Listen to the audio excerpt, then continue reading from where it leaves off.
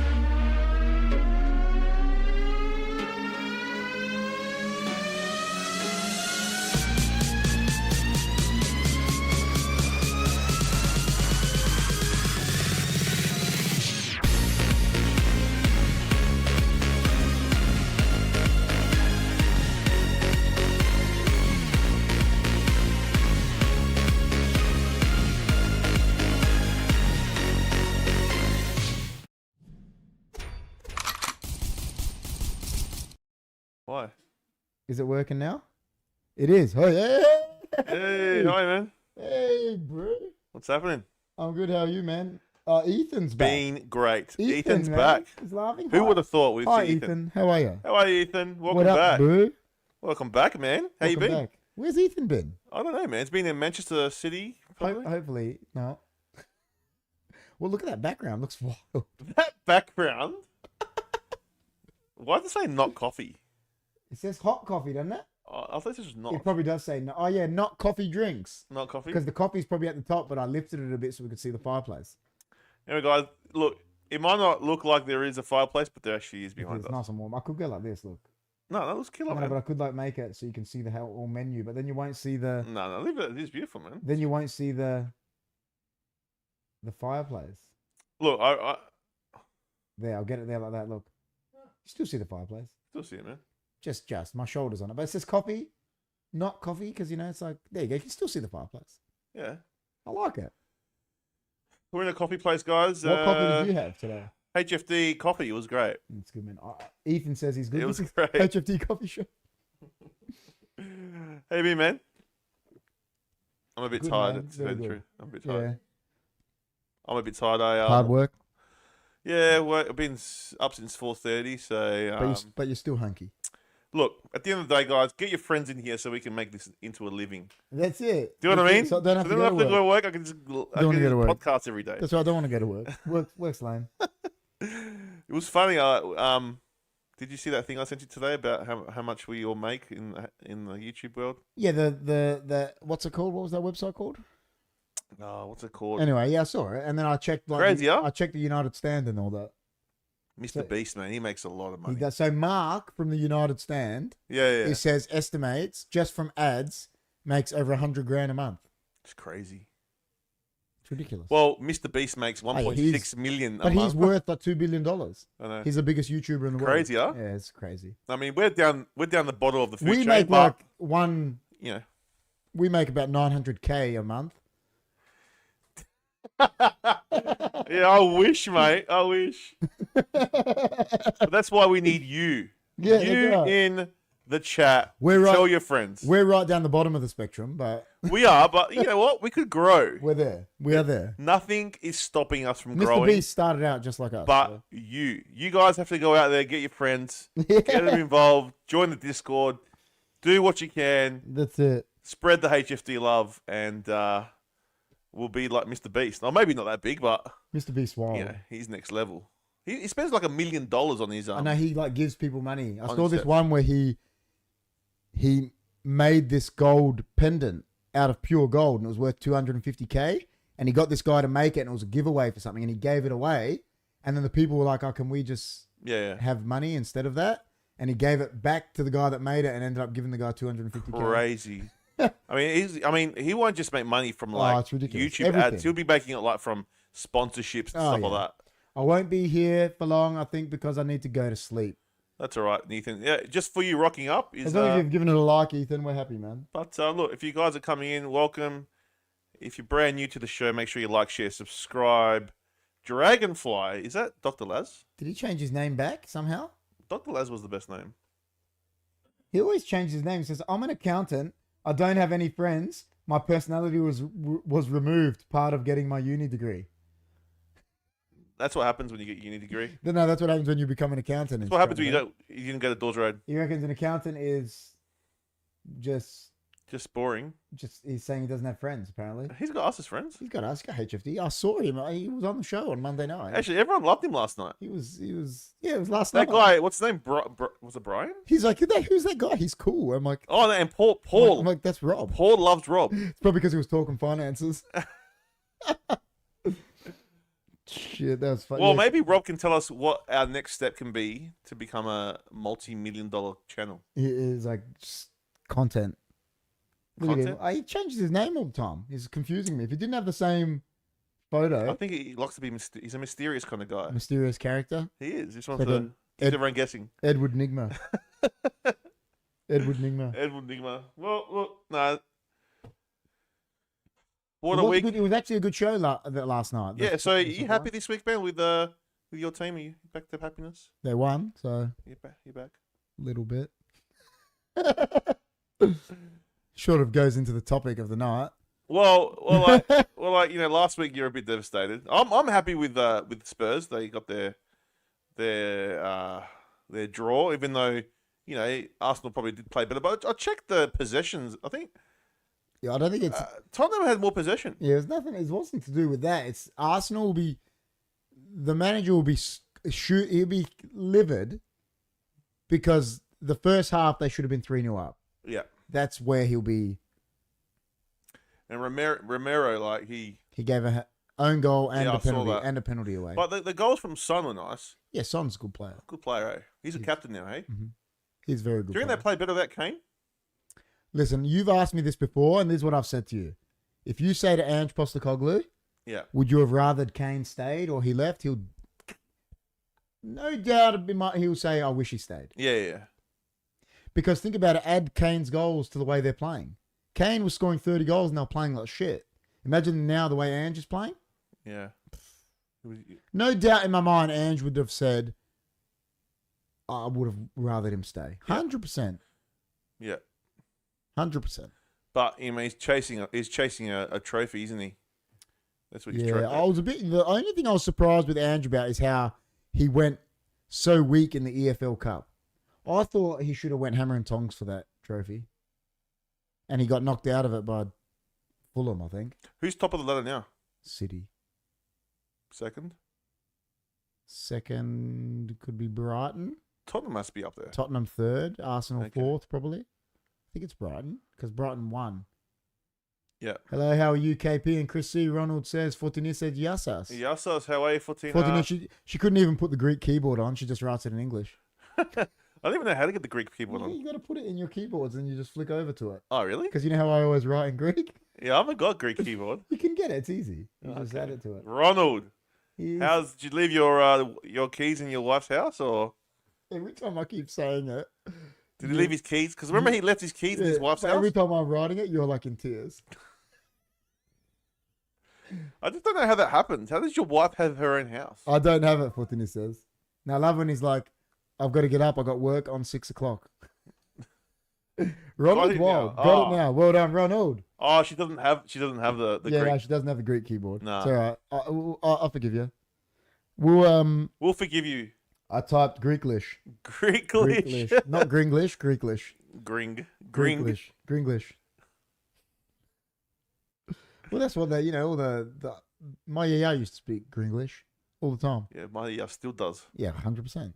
She still does. My yaya was the best at it. My uncle's wife, my uncle Nick's wife, for 30 years, my yaya sat there talking to her. I don't think my auntie knew what she said to her once. My used to go. My used to go. Like, say she had something in the front yard, she'd go, "Sto frondi," Yeah, of course. or she would say, instead of the psi or the Yeah, the instead of the fridge. she would say, Frigia. "Di friza." Yeah, cool. But But just they, the freezer. I'm but they like, all say that. Friza's a common freezer's one. the actual, I know, but the that's actual freezer. Yeah, but you know what they're saying. That's a common one. My auntie, so Uncle Nick's wife is Irish. Yeah. Mate, she sat there with my yaya, Yeah, yeah. and I don't reckon she knew what my yaya said once. Till the day she passed away. May she rest in peace. I don't think she knew what she said. No. I don't, and my yaya didn't know what Eileen said for the whole time. And somehow they sat there talking. I don't know what was going on. Crazy, isn't it? Yeah, Fortin is laughing. GT says, "Hey everyone, Ronald's back. Hey GT." GT23, there's going to be hell to pay this week when the Spurs destroy Liverpool, the Reds. You're obviously confident, but do you actually believe that Liverpool have no chance? I don't believe they have no chance. You said that the other I'm night. just trying to. Last night you said that. I'm just trying to, be, just trying to be happy. I wonder what happened to that temp guy. Hey, temp! It's temp. I wonder what happened to that temp guy. What did happen to him? Well, he's here. That's why I that love cake. God bless you. Hey. It's temp. How are you? Spurs or GT not? says Spurs says, imagine them doing a podcast. My yaya, my auntie Eileen doing a podcast. It would have been the best. My yaya would have been going, Eileen, for the coming and the going. That's what she would have said to her. You know how Sushi Mango how they say they pronounce names wrong? My yaya called my auntie Eileen for 40 years. Eileen. Oh yeah, my the other yaya used to call her that too. That's hilarious. God bless, lads. Well done, Temp. I haven't seen Temp in ages. Good to man. see you, Temp. I haven't seen you in the Discord in a while. A podcast would be fucking sick, he reckons. It would be. Temp, where are you, man? I miss you. I miss Temp, man. He's a legend. Why didn't I see that? It came up here. It hasn't come up on there yet. Oh, because it's not. I have to do live messages. I love this. It's Say it, guys. Get some merch. Ronald says. Ronald's wild. I think you guys should get some merch. It's Ronald's wild. Listen, do what you guys like. get some HFD merch, guys. You know you want to. Check it out. Fortin is imagining it would like be her favorite podcast. My yaya and my auntie. It would be great. Fortin would be loving it. She'd just be sitting back. Dude, you know how many views you would get? That would go viral in a heartbeat. It would. It would be the most viral video. You just put him here and just talk. Just talk. But you got to say to my yaya, you're not allowed to talk Greek. You got to speak your Gringlish. Yeah, yeah. But you don't tell her. You just put her there with Eileen because that's the only way she knows to talk to her. And she'll just talk that way to her. It will go viral, bro. It will go viral. That'd be great. It would go so viral, man. I love to say it, guys. Some merch. That's No, what I'll Ronald get my said. merch. Do you have your own merch, Ronald? I'll It buy would be something. the best. See, Fulton is loving it. She's like thinking about it, going, "Oh, be fucking weird." It would be the best. It'd be so fun, Oh man. shit, man, that's gold. Maybe we should do it one day. Well, I can't. My ear's passed away. I can do it with my ear. You can do it with your ear. You have to Yeah. find her Eileen. You have to find her version of Eileen. Well, sadly, I'm now in school every time you're streaming at the moment. I'm sick, so I tuned in for lads. Glad to see you guys are doing well. We are doing well, Temp. Did you have holidays? Because Temp's in Ireland, I think. How old are you, Temp? Well, he lies to me. He reckons he's 17, but I reckon he's like 31. Nah, I think he's young. He's young. He's young. Younger than us. He's in school. He said he's in school. He's in school. Yeah. Temp's crazy. Temp's wild. Temp's crazy. He's wild. Crazy. I was crazy. Yeah. He's 15. Chris C, can you make KP merch? I can, but he can make it himself. What do you mean KP merch? There is, you know what? Everyone's got their own merch, but me and you. Because we're elusive. The day you get merch from us, it's going to be iconic. You know, we're very elusive. We are elusive. You know, elusive Actually, Johnny characters. G, does he have one? Well, he did when we had the Johnny and KP show, but it shouldn't be. He It's did. there, but we're going to get rid of it. He wouldn't have one. Nah, so No. we don't have one. But No. Jimmy does. Jimmy's got one. But Jimmy's getting phased out. It's because you pay him out. You got to pay Jimmy out. He's wild. Jimmy's wild, but we never see him. So Crazy. I was crazy once. I thought he was like 30 or something. Yeah, it's because of his voice. His He voice sounds like really old. He could be lying. He could be just fibbing. Could be fibbing. All I know is he's really good at DayZ. He's so good at it. Well, you know what? You know how we're going to be not doing much footy lately. I'm We're going to doing a lot go more gaming. and get a A game capture capture card Yeah. and start doing more gaming. Yeah, so we can both be doing it. So then, like, it kind of like we'll do gaming. Plus, we'll do the food stuff too. Yeah, But of course. yeah, more Ronald gaming for Chrissy. is starting to sound like us. He's like, I'm wild. He is wild. I love it. I'm you know what's- wild. You know what's funny? Like when you say wild to people on your stream, they're like, They "What?" think you're calling him like crazy. Yeah. Yeah. And I got to explain to them, I'm like, wild's good. What's Like, good? you're wild. Like, yeah, I said it to someone on DayZ. I was like, you're wild. And he goes, why? I'm like, what do you mean, why? I'm like, it's good. It means good. It's good. You're wild. That's the best. Ronald is wild, Temp says. Thank you, Kate. Ronald is wild. What? You got to be part of our group, you know. Hey, the Don is. Good evening, lads. Welcome back, Don, to Australia. What a nice guy. He's back. You got to change your name to the Don. He's back in his home country from his home country. I know. Work that one out. Crazy. Wild. So what was the Brownlow controversy about? Umpire picking 11 touches players as best. Did he get a best on ground for 11 touches? All right, let's talk about the Brownlow. Did he get a best on ground for 11 touch game though? I don't think so. I think you said, didn't you say someone got Well, one? I don't know about Lockie Neal, It wasn't but Lockie Neal, but someone else did for 13 yeah, touches. 13 touches. Hello there, Rob says. No problem, Ronald. You fucking legend. Well, look, I'm going to tell you we'll talk about what you think of the Brownlow, but with me, I've just felt like the Brownlow is not as prestigious as I once thought. Now, I'm not taking away anything from Lockie Neal. Congratulations. You won it.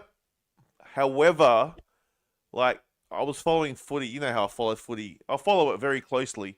And he did not have the best season, right? Now, to me, I've always thought that the Brownlow is the best player. But obviously, it's not. Now, I know there's exceptions like Woden. There's Prittis. Prittis. Listen, no offense, GT, but he wasn't the best player in the comp. No, But he not won a at the time. But he won a Brownlow. But they won a Brownlow. So He won a Brownlow it's when hard to. Prittis won a Brownlow when there was Gary Ablett, Chris Judd, Ben Cousins, and he won it. I just think like, yeah, you can do a Brownlow and have the umpires do it, but you can't hold it to prestige. It's not, but it's not. You can't. I But said that's that what to they do, man. You know, but logically, it's televised. Yeah, they do. But logically, when you break down the Brownlow, all you've got to do is really, like, listen, it might sound like I'm making it sound easy, but especially if your team is a la Brisbane, they've won the second most games in the year. So they've got more of a chance of their players getting votes for one. And what you've got to do is you could have 20, they had how many wins? They have 17 wins. All those 17 wins could be terrible wins, but he just stood out because the umpire's going to vote for you. And like I said, a lot of it could be to do with, well, good game, ump. You know, remember my face. You did real well today, Chris. You know, that's why it's not the best player in the comp, because Bontempelli, I said, right? yeah. Arguably the best player in the comp, but his team only won 10 games, 11 games. So it's going to be so much harder for him to win it, because in those other 12 games that they lost, he's probably not going to get a vote. And also, Lockie Neal didn't steal. Look, not many No one players from steal- the team stole votes yeah, from him. when you think of Lockie of Brisbane, their midfield, you think Neal. But when you think of Melbourne, we said, you think Petrarca, Oliver, Viney. When you think of Port, you think Butters, Rosie, Horn Francis. You know what I mean? Even Yeah. Crows. When you think of Crows, there's Well, there's Laird, there's Rankin, there's all these. You think of other players. I'll tell you right now, Petrarca, Bont, Dacos, Butters, Zach Dawson, all those 5 that's what I'm players saying. had better seasons than Lockie Neal. Now, I used to listen to Champion Data. The guy couldn't even hit a target in the middle of the year. Now, he cleaned it up during the end of the year, and he's a lot better than he was. But he was struggling to hit targets. Now, yeah, he could win the ball, right? But that's all they care about. But that's why crazy, man. That's why a disposal in football is I can just get it and kick it. It doesn't have to go to anyone because they don't care about efficiency. It's about just getting the ball. Now, football has become, back in the day, it used to be about what you did with the ball. That's why full forwards were held up in such prestige because they got the ball and kicked 15 goals. Now it's about getting the ball, and I've got 40 touches. Doesn't matter what I did with it. That's what football's like now. Do you think the Brownlow should be like it should be down pegged and like a governing like something else or a governing body or not a governing body like a panel of ex-footy players that are not But they're not controlled by the AFL. They'll just be biased, like they do with the All Australian. They get all these blokes. Like I remember I said it to you about Rashudo. Rashudo got 9 All Australians or something, and he's admitted, I think, that the last 3, Neil Curley was just putting him in. They didn't deserve it because he was his mate. Like that's how they'll do it. Well, Lockie Neal didn't even make the All Yeah, Australian. that's what I'm saying. Yeah. So Neil was surprised as well. Under there, says, I'm a Brisbane fan. I'm surprised Neil won. But like I'm saying is, he just had to stand out in his team. He doesn't have to be the best player in the comp because you can only play who's in front of you. And I said it to you, with AFL, it's so subjective because I'm not saying it was, but Brisbane's draw, they might only have played Port once, Melbourne once, Carlton once. well, they only played. I know they played Melbourne twice, but do you know what I mean? There could have been another team that had to play the top 4 twice. You know, so it's so subjective because they don't play each other twice. Yeah, like in soccer, you know what I mean? Look, I did not see Lockie Neal winning it, and I was, I guess when it finished, I wanted Bond to win. Well, obviously I wanted Butters to win, but then when I knew that he wasn't going to win, Petrarca or Bont were deserving winners to me. Now, I just didn't see him, as I said, not the best player, but as you said, it's not the best player. It's not. It's pretty much you got to Not. be the player that stands out in your team. And like Rob said it here, as a former referee, I was asked to give 3-2-1 every game. It's impossible because we're meant to be looking at the ball. Exactly. So really, And we're concentrating on refereeing. so really, the umpire shouldn't be taking votes. Do you Listen. agree or not? Or should it be, as I said, like I know you said they're biased, but like if you take someone that doesn't work for the AFL, It should probably be a coach's votes, but then it would have to be. Well, they're coaches, gonna be, they do that. Yeah, but then they're going to be biased. They would probably be biased to their players. That's the problem. well, they're not. Well, Listen, on it, the Ballon d'Or is reporters vote on it, but they'll be biased. Like it's hard to get a non-biased view on all of that. Because if they ask me, I'm going to vote for. They ask you probably vote. just for. crazy. It's still. Hi, Toby says hi. Hey, Toby. So, yeah, John called me today, and he's like, "Oh, it's rigged." I don't think it's rigged. It's not rigged. I don't think it's rigged. I just think the umpires just. Some guy said on Like John said, I hope he comes in. What makes it rigged? Because he lost money on it. No, because he. But that's why he thinks it's because rigged. he follows AFL closely like I do, and he does the super coach and everything. And Lockie Neal never performed for him, like never. Like he was like the worst performing player. How many games did his team win? True. So he must have done something. Yeah, no, but he was, dude. I'm telling you, he wasn't. But did you watch influential. every Brisbane game? I didn't watch. Every. Obviously, we didn't. We didn't watch all their games, but he must have done something because he is their best midfielder, and they're in a grand final. He is. He's their best midfielder. Yeah, I know, but dude, there's other players and other midfielders that had better seasons. Yeah, but that is irrelevant. Nick Dacos, I'll put it into perspective for you. Why is it irrelevant? You know why it's irrelevant? Because Nick Dacos, Collingwood could be playing West Coast that week, right? Nick Dacos could kick 15 goals and get 60 touches, but what does he get for it? He gets 3 votes. 3 votes. Lockie Neal could get 25 touches and kick a goal and still get 3 votes. So it's irrelevant that guy's been better than him because you're getting votes on who's in front of you. So it's actually irrelevant. He probably has been a better player, but that's irrelevant. Well, that's why every game should be watched afterwards by a panel. But all they're still going to get is 3 votes. Yeah, I know. But They're not going to say, we'll give him an extra vote because he did better than Lachie Neale that week. Do you get what I mean? Yeah, So yeah. It's actually irrelevant because you can only play who's in front of you. And the game might have been shit. The most disposals in Lachie Neale's game, right? In Brisbane's game, we don't know. The most disposals in one of his games could have been 20. But the most disposals in a Dacos game could have been like 45, like we're saying. Do you know what I mean? So it's actually irrelevant because you're only playing who's in front of you. Like we spoke about it, I won a League Player of the Year award. And I was the Golden Boot that year. Maybe I wasn't the best player, but who do they remember? The guy that scores the goal. Yeah, but do you remember you had a good year though? You I did have a good year because I was Golden Boot. I'm pretty sure. Do they remember the guy that passes the ball to me or the guy that puts it in the net? In soccer, they probably remember that guy that puts it in the net. So yeah.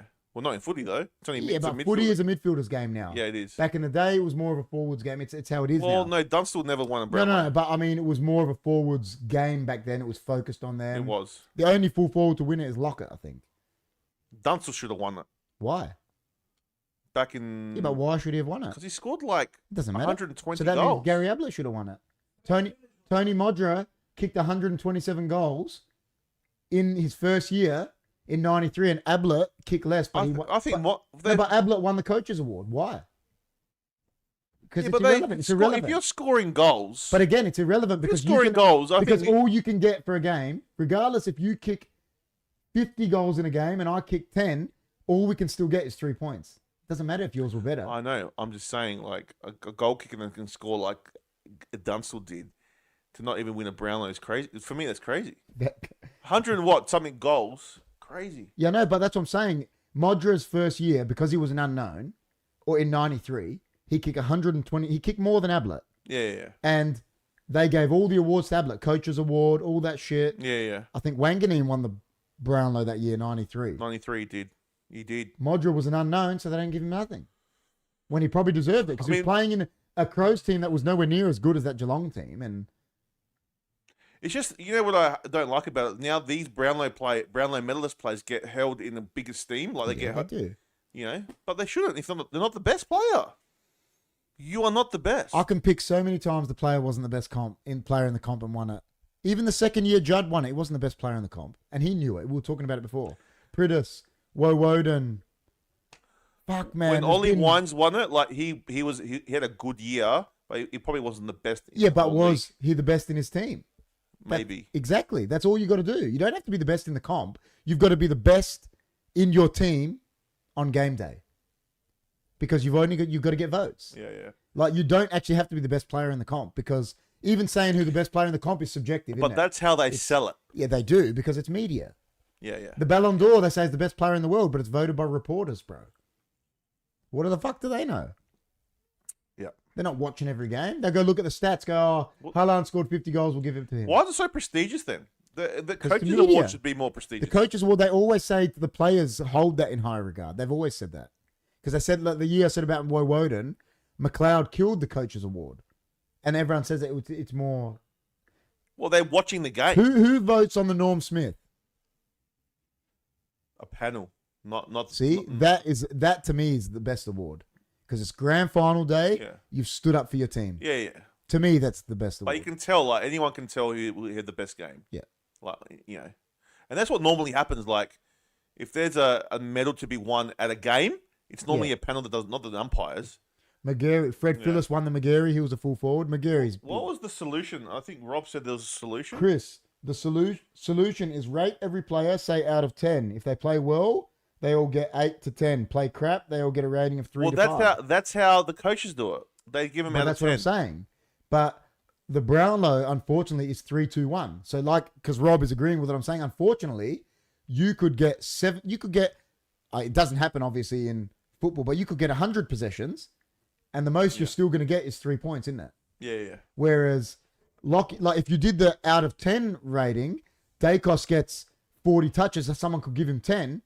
Lachie Neale goes and gets 20, just using him as example because he won it, and he might only get 7, but he was still best on ground because everyone else was under 7.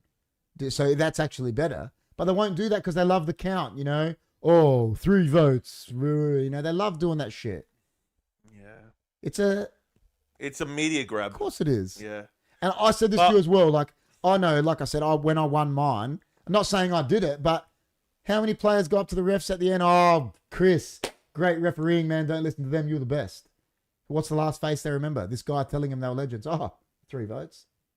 Well, that happens. There have been. Look, I'm not saying there hasn't been any good players that have won Brownlows. There have been champions that have won it. Of course they have. But Lee Matthews never won a Brownlow.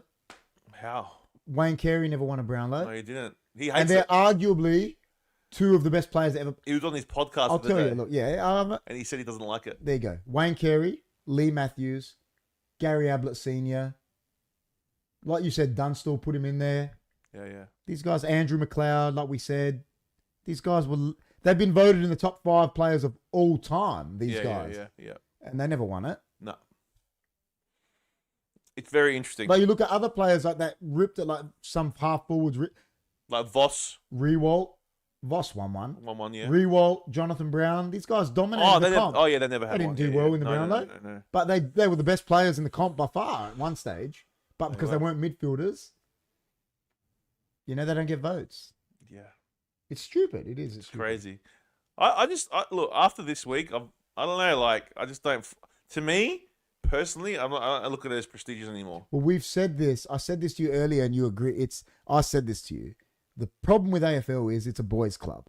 The people running it are all just 100%. Trying to please their friends. 100%. So they don't want to step on toes. They don't want to change things. Oh, we can't change our great Brownlow count. Well, why? It's shit. Change it. We were talking about it before. They can't even the Collingwood can't even change. Their strip. They don't even have the balls. What the heck? Listen, obviously it won't get clipped because we're not massive, but clip this, mate. Send it to the AFL. The AFL don't even have the balls to tell Collingwood you have to have an away strip. That's how shit they are. Yeah. And I said this. Eddie Maguire was the champion of it for so long about not having it. We're Collingwood. You're a businessman, mate. You're worth millions. Don't you realise if you have an away strip, you're going to make more money? Like, how dumb are you? Is your pride worth that much? Like, and I say this, people might say, bring everything back to Man United and that, but any football team, whether you want to hear this or not, in comparison to the likes of Man United, Liverpool, and I hate Liverpool, mate, and I'm saying it, Real Madrid, Barcelona, are a fucking grain of rice on the spectrum compared to those teams. Do those teams have away strips? Yes. Yes. Liverpool are the Reds. Man United are the Red Devils.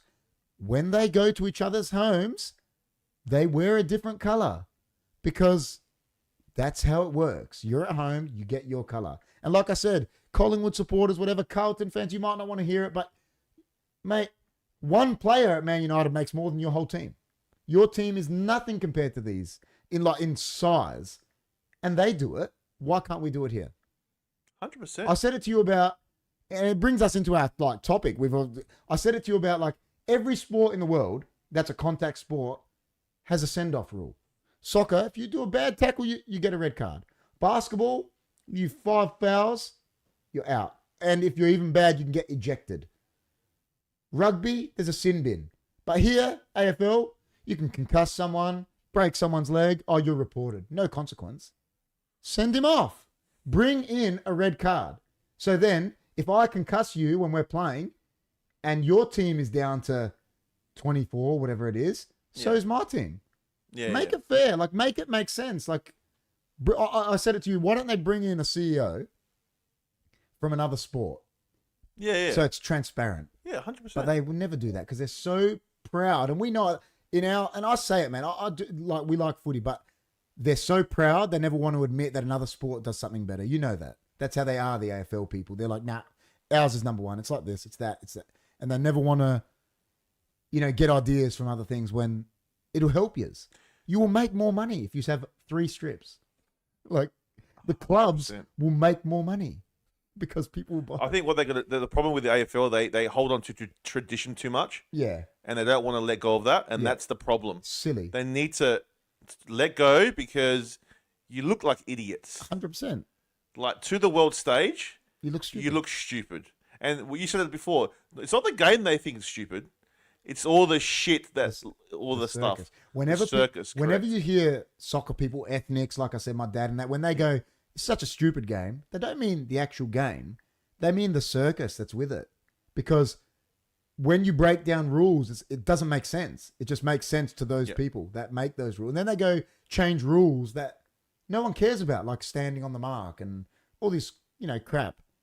100%. Zach Cal says, hi, Chrissy and KP and everyone on the live chat tonight. Zach Cal, how are you?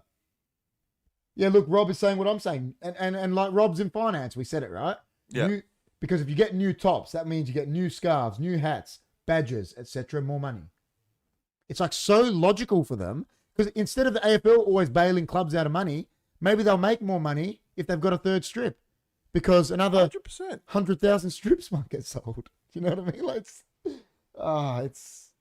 I just think with the strips, like it baffles me that Collingwood have black on white, and then we got black on white, Or white on black. or white on black. So dumb. It's like, are you serious? Yeah, so And like, can't you just have? All right, you have two strips, home away, and then you have a clash. so Your clash can be bloody pink for all we care. yeah, It doesn't matter. You're still Collingwood. yeah, it's exactly right. Or Port Adelaide.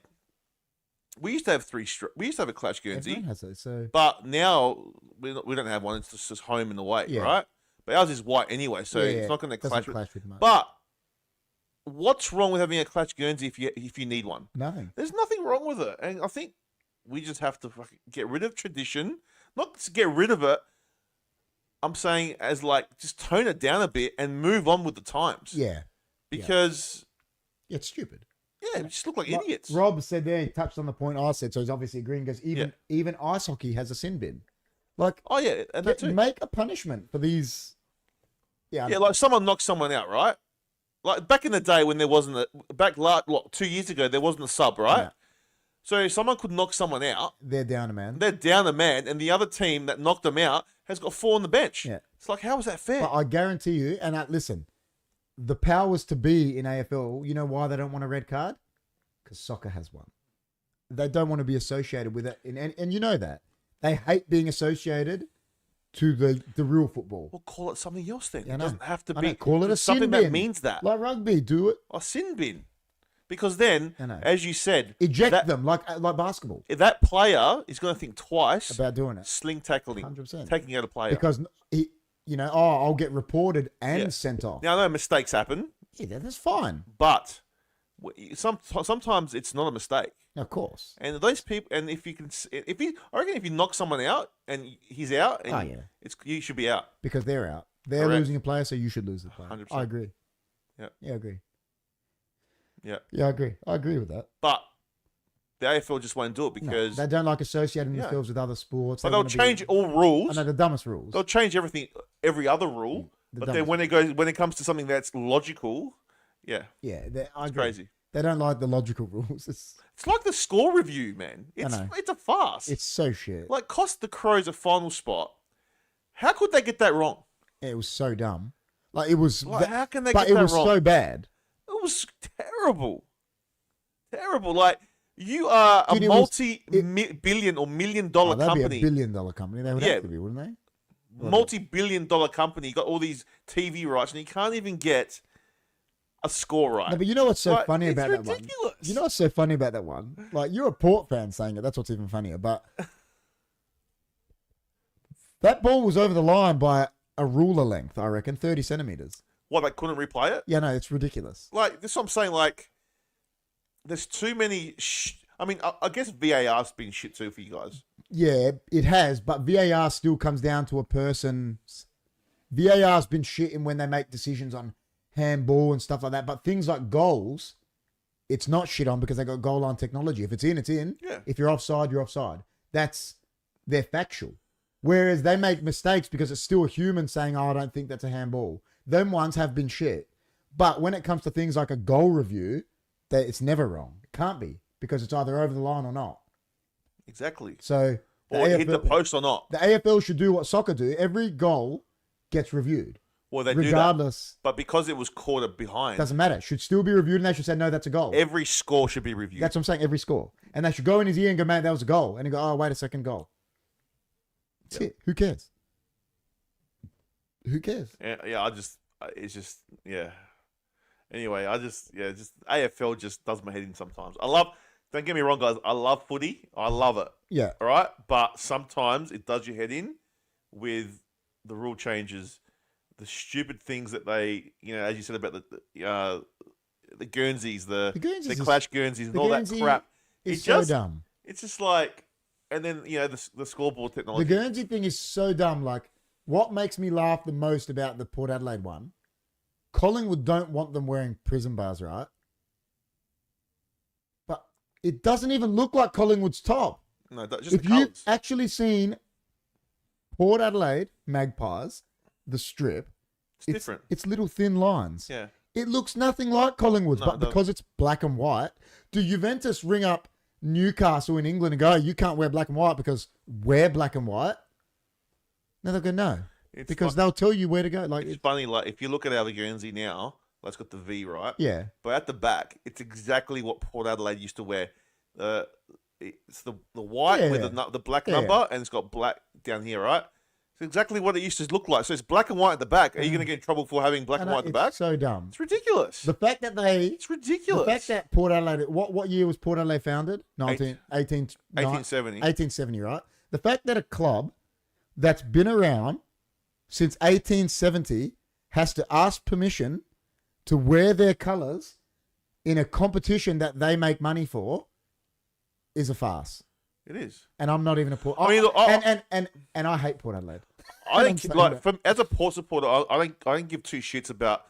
I love the history and I love the Guernsey. I like it, but You don't if we care don't, if they wear I it don't or care if they wear it or not. That's that's fair. me though. Yeah, I agree. I grew up in the Port Adelaide Power era, so Yeah. to me, I prefer Dude, the lightning bolt. some of That's me. Yeah, I know. I don't care, but like what you said is 100% right. Ridiculous. It's so dumb. You should be able to wear whatever you want as long as it's not racial or it's not it doesn't offend anyone. You know what I mean? It should be fine to wear. Because where is it written down? What is it? No. Where is it written down? You tell me that Collingwood own the rights to black and white. I don't know. It's not because they don't. I think they do have like some clause maybe, but they can't own the colours. When They there was, can't own when there colours. was an NSL back in the day, Adelaide Juventus, Adelaide City were wearing black and white. Yeah. Were they not allowed to wear it because Collingwood wear it in Australia? It's the dumbest thing I've ever heard. So dumb. Like, Well, because you're not the first team to wear black and white. I know. It's Like, crazy. What I'm man. saying is, let's say West Coast Eagles came into the comp in 1990, was it? Right? Or 80. Actually, I think it was 80 something. I think 86. Yeah, when or they come in, 87. right? What if they wanted to wear black and white? They should have been allowed to. Who cares? Yeah. It doesn't change. It doesn't make you not Collingwood if another team wears black and white. But like you bring like someone from overseas over here to watch this game, it's like, and then you see that the jumpers are clashing. It's like, why are they wearing similar? What? Do you know what I mean? Yeah. Like, It's so dumb. do you know what I mean? Because it's confusing. It is like when Carlton play Collingwood. It's so dumb. It's hard to see, man. Geelong play, even though it's different Even shape, Geelong. it's hard. It is. Back in the day, sometimes. they used to wear they never used to have Yeah. clash ones, Geelong, and it was so difficult. Who cares what jumper you're wearing? You're still Collingwood, man. I know, it's so You're dumb. still Geelong. And that's so dumb. It doesn't matter. You're still the club. And you know what the funniest thing about it is? Some of Man United's third strips have been some of my favourite strips. Oh, there you go. Their third strip this year, I reckon, is wicked. Yeah. You don't care about the red. I don't care about if we're playing in a Champions League final, we're the Red Devils, it's iconic, but it doesn't bother me. Like, it's... No, but if you are at home, then you have every right to wear that's your right. strip, right? 100%. But if you're at someone else's home, You wear your away strip. you should respect them That's right. enough to change your You shirt, wear your man. away strip. That's Like if it. you're gonna clash, Away strip. yeah. 100%. It's so stupid. How easy is it? Yeah, but they don't think like that, bro. They're so proud. How easy is it, man? And I've heard Eddie Maguire on the radio talk about it, right? Yeah. And the problem is, like I said, he's got this boys club around him. I've heard him. He's on there with Darcy and all these blokes. They got their head up his ass. And he's going, oh, it's a thing. It's Collingwood's jersey. Not one of them has the balls to turn around and go, no, but it's not, mate. Yeah, I know you're Eddie Maguire. I know you're a millionaire, but you don't own black and white. No. Like, you don't own the colours. No. It's like that old commercial back in the day. Oh, I changed my name to Farmers Union because my name's written on that now. I own it. Like, they don't own it. They don't own black and white because Who cares what colours you I know, are? I know, man. Like, who gives a shit? See, Mark is even saying, I have to agree, Powder should be allowed to wear prison bars because they should, man. They should be able to wear whatever they want to wear. This is what I don't get. They should be able to wear what they want to wear. Yeah, I'll read. This is the best one. We're talking about AFL boffins who did not support hosting a World Cup. They could have played 2 to 3 rounds and gained a whole new worldwide audience, more dollars. Muppets, Rob said. Exactly. They got no idea. The AFL people that are the powers to be, unfortunately, they're either so proud or they're just so dumb. Because, like, fuck, man. The hierarchy Is so has either to change. proud or dumb. As you said, a CEO from a different place, not AFL, has to come in and just go through the place and doesn't take shit from anyone. Of course. And just change a few little things and it'll be fine. Because what it has to be is, let's say Gillan McLaughlin is the CEO, right? Let's say KP becomes the CEO of AFL. Forget about it. No, and I come in and I go, how many changes? I don't even know who the president of Collingwood is now. I don't even know who it is. Since Eddie Maguire got ousted, whatever. Since he was a racist bastard and everyone still loves him for some reason. Work that out. Like, you know what I mean? Like, this guy gets away with calling Adam Goods a monkey, racially abusing people, and then we still put him on a pedestal to listen that Collingwood are the only team that can wear black and white. Like, give me a break. Yeah, 100%. Like, please. Do you know what I mean? Like, call him out for what he is. He's a racist millionaire that doesn't give a fuck, just loves Collingwood and doesn't want anyone to wear black and white. But no one has the balls to tell him. They still let him go on radio, still let him go on TV, still let him act like he's King Dick, treat him like he's, a king. Well, he's got nothing to do with it anyway. I know, but now it's because of him this whole time. KP comes in as CEO, right? Oh, Eddie, let's just say he's the CEO still. Port are going to wear the prison bars this year. Oh, no, they're not. Oh, yes, they are, because I'm the CEO and you've got no say. What's he going to do? Nothing. Well, he's going to sue the AFL. He can't. He has no leg to stand on. He has nothing. Because he always says, oh, they signed something saying they weren't going to wear it. Big fucking deal. They did that so they get in the comp. Exactly. Their tradition is older than Collingwood's, probably. They wore prison bars. It doesn't even look like Collingwood's. They're wearing what they want. Crows are wearing what they want. Carlton are wearing what they want. Exactly. Why is there... Brisbane are wearing what they want. Everyone's going to wear what... Because it's their fucking strip. It's their strip. Exactly. You can walk... As long as you have a strip that alters it, you know what I mean? AFL is still VFL, Mark. But in the end, it doesn't really matter. Because what if another team wanted to wear black and white? What if the new Tasmanian team comes in and the best Tasmanian team at local level there is a black and white team, and they go, we want to wear black and white? They're going to say no. Well, judging by the past, yes. Of course they will. I'm saying it's stupid. It's stupid. Let them fucking... But what if they want to wear now? Ridiculous. What if their best team over there, the Tasmanian team, is an all blue team? Do Carlton have the rights on all blue? No, they don't. So if let's just say in hindsight, if Port Adelaide Magpies were an all blue, let's say Sturt were the team that came in to the AFL in 1997 instead of Port Adelaide. Port Adelaide. Yeah. Were the Blues were that double Blues going to say you're not allowed to be called the Blues? Probably. That's fucking stupid. It's their name. But would Carlton have been like that? I don't think they would have. Because they had different people. Well, they're the double Blues. Yeah, that's what I'm saying. Would it have mattered? Its top looks exactly the same, almost. I don't know what would happen It's there. so dumb. It's so I think dumb. Redlegs would have got it. Oh, see, Redlegs would have been more closer to the Melbourne, so Yeah. I don't know. Gil's last day today as CEO. And then Andrea says, yeah, did you hear his speech at the Brownlow presentation? So effing pompous. He's a boys club, bro. And listen, I'm not saying that the powers to be that are in charge of soccer are any better because they're one of the most corrupt institutions in the world, FIFA. Oh. But, like, when it comes to simple things like that, like the FA, let's say, the FA are in charge of England, they don't tell Man United you can't wear red because Liverpool have it. They're two biggest clubs in the world, for fuck's sake. They wear the same colour. Two biggest clubs in the world We're the same colour. wear the same colour. Crazy, man. Absolute crazy. Do you know what I mean?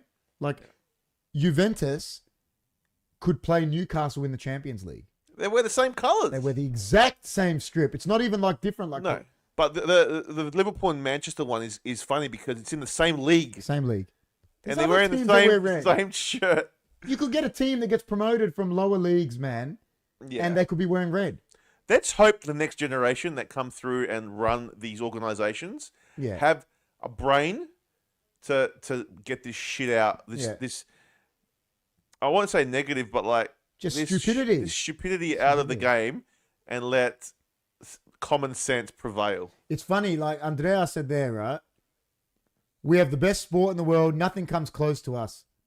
For fuck's sake, you are only playing the game in one country. Like, how can you can believe your sport's great, but how can you say it's the best game in the world when it's only, it's like baseball in America. We play the World Series and it's played in one country. Well, it doesn't matter. At the end of the day, everyone's got different opinion, right? I know, but like he's so... And if you think that that's the best sport for you in the world, then that's what it is. Yeah. Do you know what I mean? Because you love it. Yeah. Now, is it the most popular sport in the world? No, it's not. Oh, nowhere near. No, it's not. Jess is laughing. Look, such passion. Which puts us into the... Yeah. No, what I'm saying is for someone, it could be the best in the world. Yeah. Right? But I guess he has to...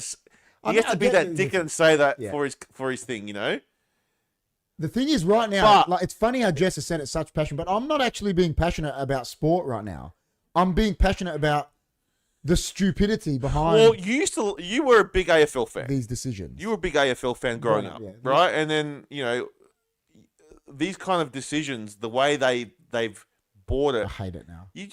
I've fallen away from the game. You've fallen away from it because you don't like the way it's run. And sometimes I feel like soccer's doing that with VAR. Yeah.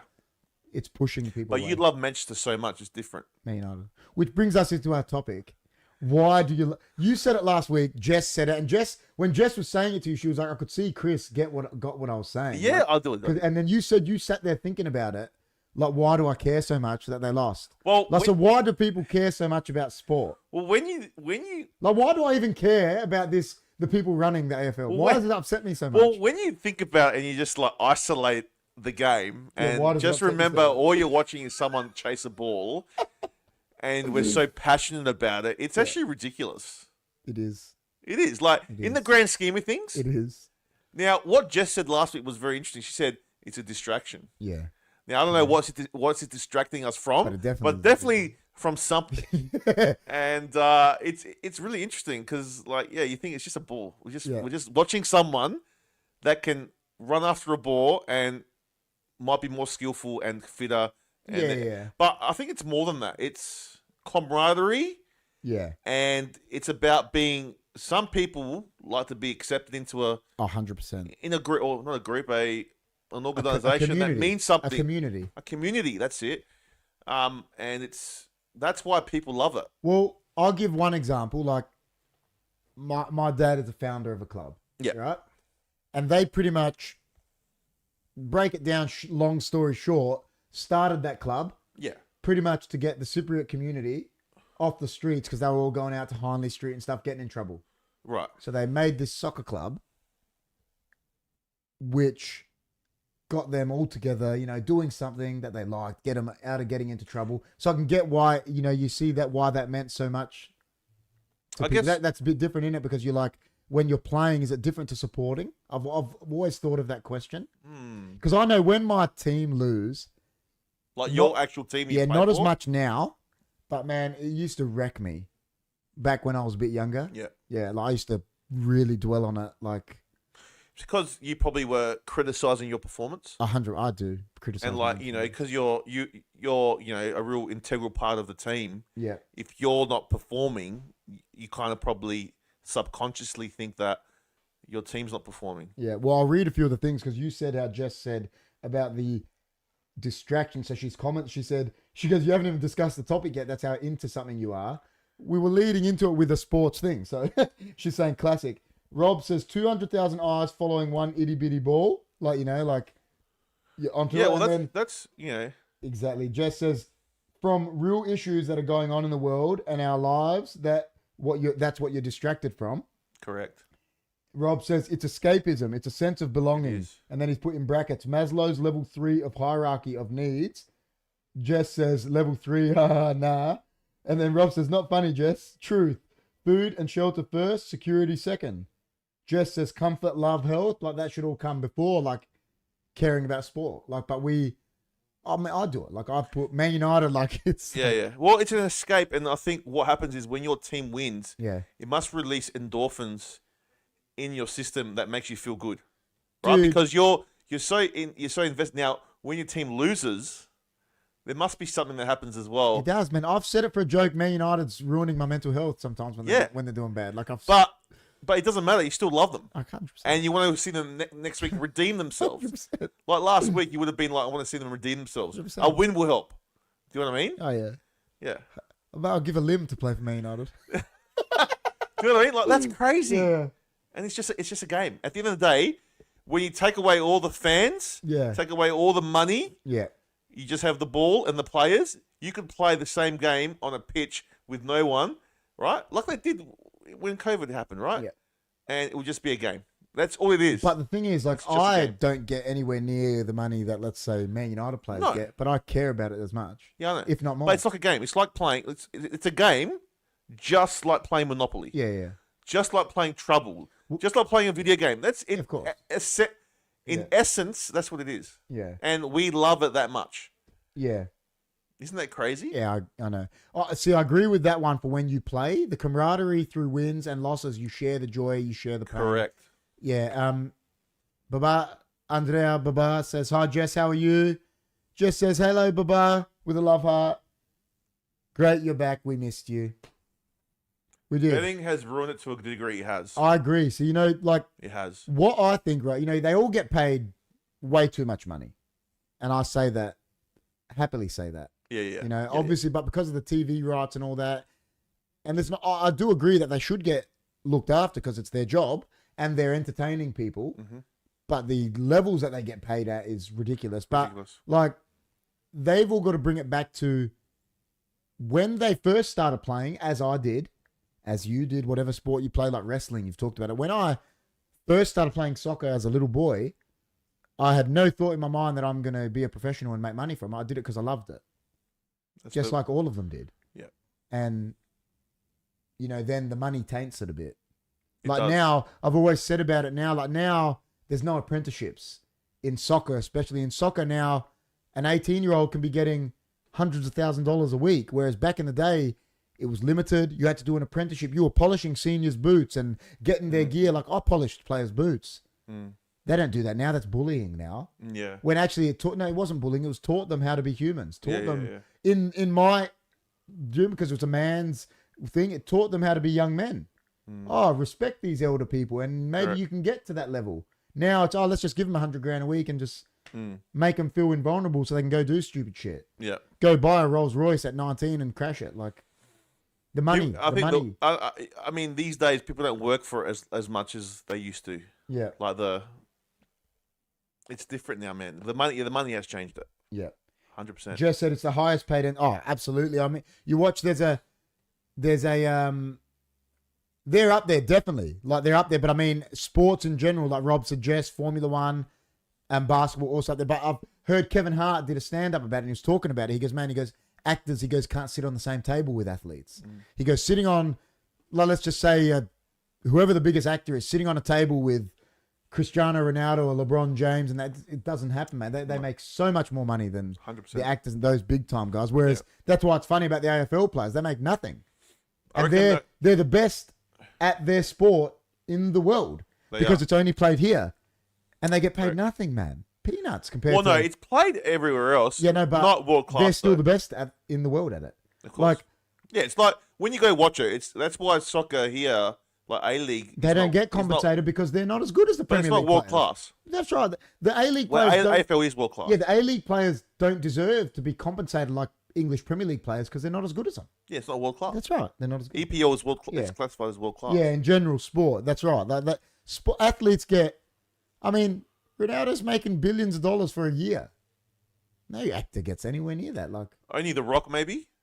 he doesn't get anywhere No. near that. Not the Ronaldo No, level. but no, probably not. Nah. But he's up there. Yeah, and I'm talking about just his wage. Yeah. That's not on top of what else he's getting from sponsors and. Mr. Beast would. Yeah, maybe. Mr. Beast Maybe. is up there. He'd be up there. And he's just a He's YouTuber. a YouTuber, yeah. Mm. He'd be up there. But I look at Michael Jordan. Michael Jordan still to this day is like the highest paid basketball player ever. And he was Yeah. playing in He retired in 97. Oh, his He's, legacy. he's worth billions, but worth billions. that's because of he's got his own shoe company. Endorsements. Yeah, you know what I mean? Like, Yeah, not yeah. just his wage. Like, Yeah.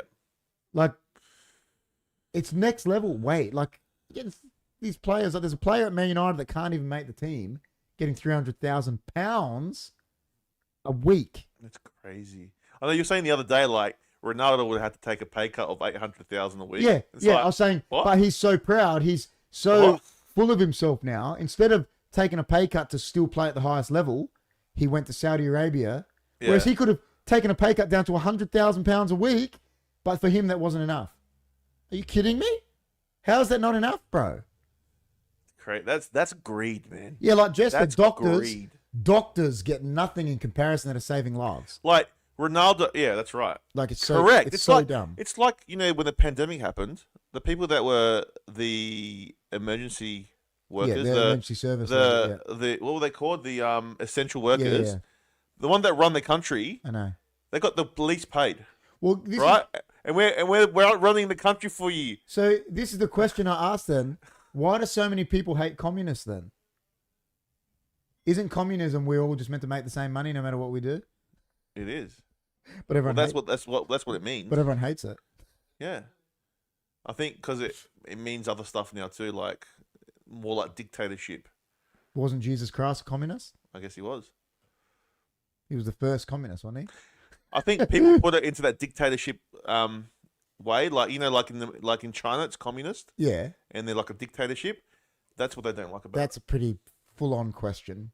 What would you do if your sport didn't exist in today's world? What would you do, man? Like what? Say Man United didn't exist right now, right? Say you took him out. See, Andrea's agreeing with what I said. He was, boys. He was about Jesus. Well, he was a communist, wasn't he? Can I ask you a question?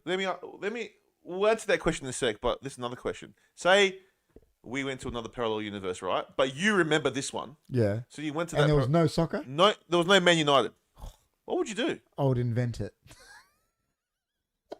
I don't know. I don't know what. No, all right, I don't think I can actually answer that, what Jess is saying, because I've been involved with soccer my whole life. That question in what would you do if that sport just didn't exist, I'd probably do this. This I enjoy. I love doing this. Yeah, but you still do it anyway. I do.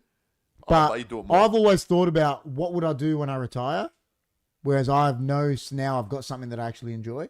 Yeah. You know, and that always scares players. Like, what do you do? But then again, I've still got Man United to watch. If I didn't have soccer to watch, like, I don't know. That's a very hard question because you just don't know. What would you do if there was no AFL? There was no Port Adelaide. Would you go for the Crows? You went for the Crows anyway when there was no Port Power. Look, that's We that's did- questionable. Oh, shit.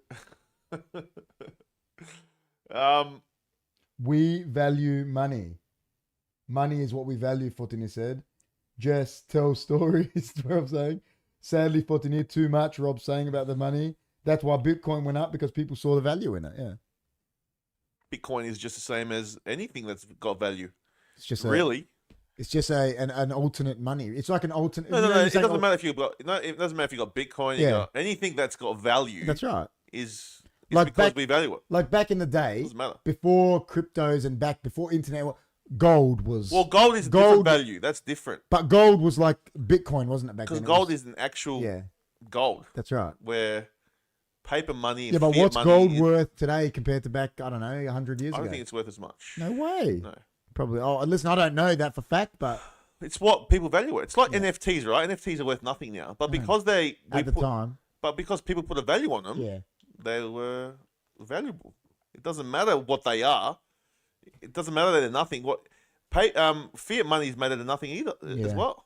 But the government makes you use it to pay for things, so we value it. Yeah. It's funny, like Jess is saying, like my dad said, there's always going to be sport in human life. Jess saying, but just imagine there wasn't. It's funny because there's people that consider going and hunting a wild animal as sport, Yeah. whereas I don't consider that sport. But people consider, there's guys in Africa that think killing a majestic lion is sport. Go hunt that lion without a gun and tell me if it's a sport. You ain't going to win. You know what I mean? Like, but your to life me, your life would be very different 100%. if My there life was would be no completely soccer. different. Now, if there was no you soccer. know, I believe in parallel universes. I told you before. What? There must be I'll be Batman. there must be a universe where there's no soccer. I'm Batman. Imagine that. Yeah, there has to be. Yeah. I'd love to see what you'd do. Like, if I could just go into this other universe to see. I what like KP that did. what Jess said. We created such a weird world. We have. We're humans. Humans are weird. Do you think an alien looking down on us would like laugh? Yeah, that do we're you know chasing why? A ball? No, do you know what I think they'd laugh at? They'd be like, why the fuck has that guy or that woman, whatever, got that four-legged animal as a pet and it's picking up its shit? If the aliens are looking down on us, they'd be going, these guys are so moronic. He's picking up its shit. Yeah. Like his Yeah, own free will Yeah. picking up that dog's shit, and we're meant to be the smartest beings in the world. Yeah. Like, you know what I mean? I know. We created such a weird world. Money. Some sports are religions to people. Absolutely. Well, yeah. How Like, is synchronized swimming a sport? There you go. Power. We are a weird mob. Exactly. Yes, Footney. I said that exact thing to KP today. Well, I told Jess, there's one of the most iconic sayings ever in soccer, and I don't like it because it was Liverpool manager that said it. Bill Shankly said, soccer is life. Everything else is just a game. And that was his team talk. well, that wasn't that. He might have been talking to Liverpool, but that was to every soccer fan. They love it. It's like one of the most iconic soccer sayings ever. Yeah. They do. I care more about soccer than I do religion. I admit that. I admit that willfully. I reckon if soccer wasn't around, didn't exist, you'd be a podcaster. I am a podcaster though. No, but like you'd take it more. You'd be like You'd be like not. Oh, maybe not a podcaster. Maybe like a presenter, because you can talk. You've got the It'd be so weird to think about. I don't think you'd be. I think If soccer. you like you're saying, what if you'd never wrestled? Like you'd be able to look back that never happened. What would you have done at that time? You were so into it, you loved it. I loved it. I mean, I loved footy, so I was always a sporty guy. Like I like sports. Yeah, me too. I played every sport. Like I like sports, so I don't know, man. For me, young, like Jess has touched on, it was a sense of achievement, and I admit that because I was really good at most sports. I could go play most sports, and I was good at them. I was talented at them, so it made me probably feel Good about yourself. Yeah, because when you're young, good at when you're you feel, especially a young man, you feel like you're the best. you're like, okay, well, Yeah. I can play, so Yeah. I'm going to keep going with it. That's right. Yeah. But imagine you weren't good at it. Yeah, What it's would true. you do? Yeah. It's like you hear about kids that they get forced into sports. I've seen parents do it, and the kid's not good, No. but they keep forcing him to play because they like it, Correct. and that kid must be hating it. Correct. That It's not for everyone. No, it'd be a completely different world. Imagine you weren't good at a sport and you were forced to play. Yeah, you'd hate it. You'd hate it, but you wouldn't perform. Like, what if you didn't like footy and your dad loved footy and he made you play it, but you liked soccer? Because there's always those stories, but like dads that, even ethnic dads, they loved soccer, but their kid grew up here, they liked footy. Chad Wingard was a great example. He used to love basketball, Yeah. but he got to Footy. footy. Now he was a good footy player, really Yeah. good. But he could have been a good basketball player. Well, that's what he wanted to do. Yeah. Daniel Pierce was the same. And you can see now. Daniel now- Pierce was the same. Yeah, and look at those two careers. Yeah. Where'd they go? Nowhere. Nah. Like, okay, so-so careers. So careers. Well, Chad Wingard's got 1 year contract now. Yeah. You know, he was a superstar in the beginning. I like how Jeff said it. When you watch a game, you feel a sense of achievement, but you just sat there. Like, like when you watch Port or Maynard, you did nothing. You actually just sat there. That's why fans are fickle because they think they know better than the coach or Yeah. like Our fans are I do it too. Our fans, I like what Mark said. He said, darts is the best sport in the world. Anyone can play. Anyone does it. It does not discriminate. And Jerry Seinfeld actually said that about baseball. He goes, the reason I love baseball, he goes, because any dad guy can you see these guys go out there with dad bods and they're hitting home runs. He goes, they don't care. You be playing, you're 50 years old, you got a big gut. You could be some skinny guy. You could be some good looking guy, some ugly guy. They don't care. It's just anyone go. And that's why he admits it. That's why he likes it. Yeah. Because anyone just plays it. Oh, fair enough. Yeah, that's fair enough. Rob says, agree, KP, my talent was acknowledged overseas, so it makes you feel good and you're motivated to practice. Exactly. When you get acknowledged, yeah. The sad thing is, seeing a father force his daughters to play his sport. There you go, because Rob has coached girls and boys. Like that happens when when the fathers only had girls. Yeah, 100%. And they want their kids to, I've seen that happen. Talking about religion, I attended a church service in Cyprus on 2 Sundays ago, and believe it or not, I felt very calm when I got out. Weird, hey? Because it might calm you. Wingard is 4'2". Is he? Coming from a Crow supporter. Agree, Mark Johns. Australia won the World Cup in darts. There you go. Maybe it was still authentic, Don. Yeah, maybe it was the church service. Maybe it would be more, without sports, we'd be more spiritual. Would we? Maybe that's the distraction. Maybe. If you believe in spirituality, obviously. Maybe it'd be more spiritual and be more in, I don't know, maybe the distraction is, what we're really here to do. Maybe sports is that distracting that it stops you from doing what you're supposed to do. Well, listen, men are very ego and testosterone driven. What if there was no sport? It made more wars because they thought we just got to go fight each other. Maybe. We're going to go fight, have wars, and yeah, we've got to dominate this, we've got to dominate that. Instead of dominating in your sport, they're trying to go kill people.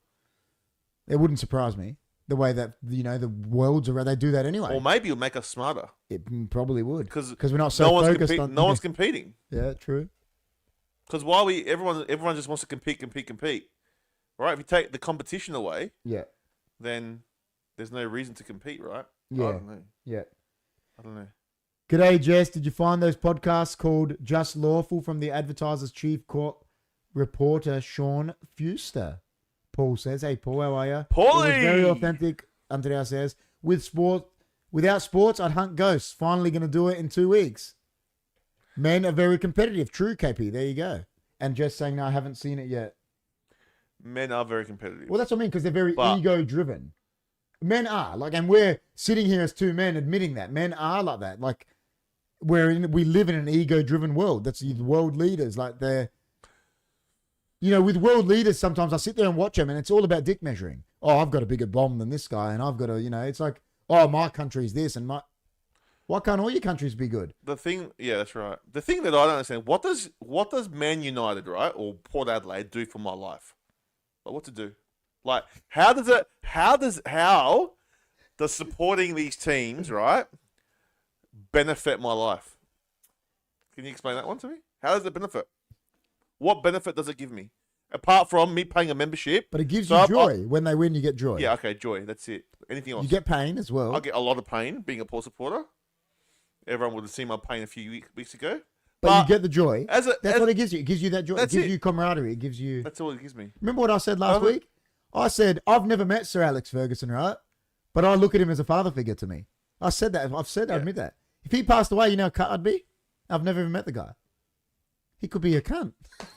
Mind the language. He could be in the world. I don't know. But I put him on a pedestal like he's... So we have these... Are they false idols then? Yeah. Are they real? Are these idols real? I don't know.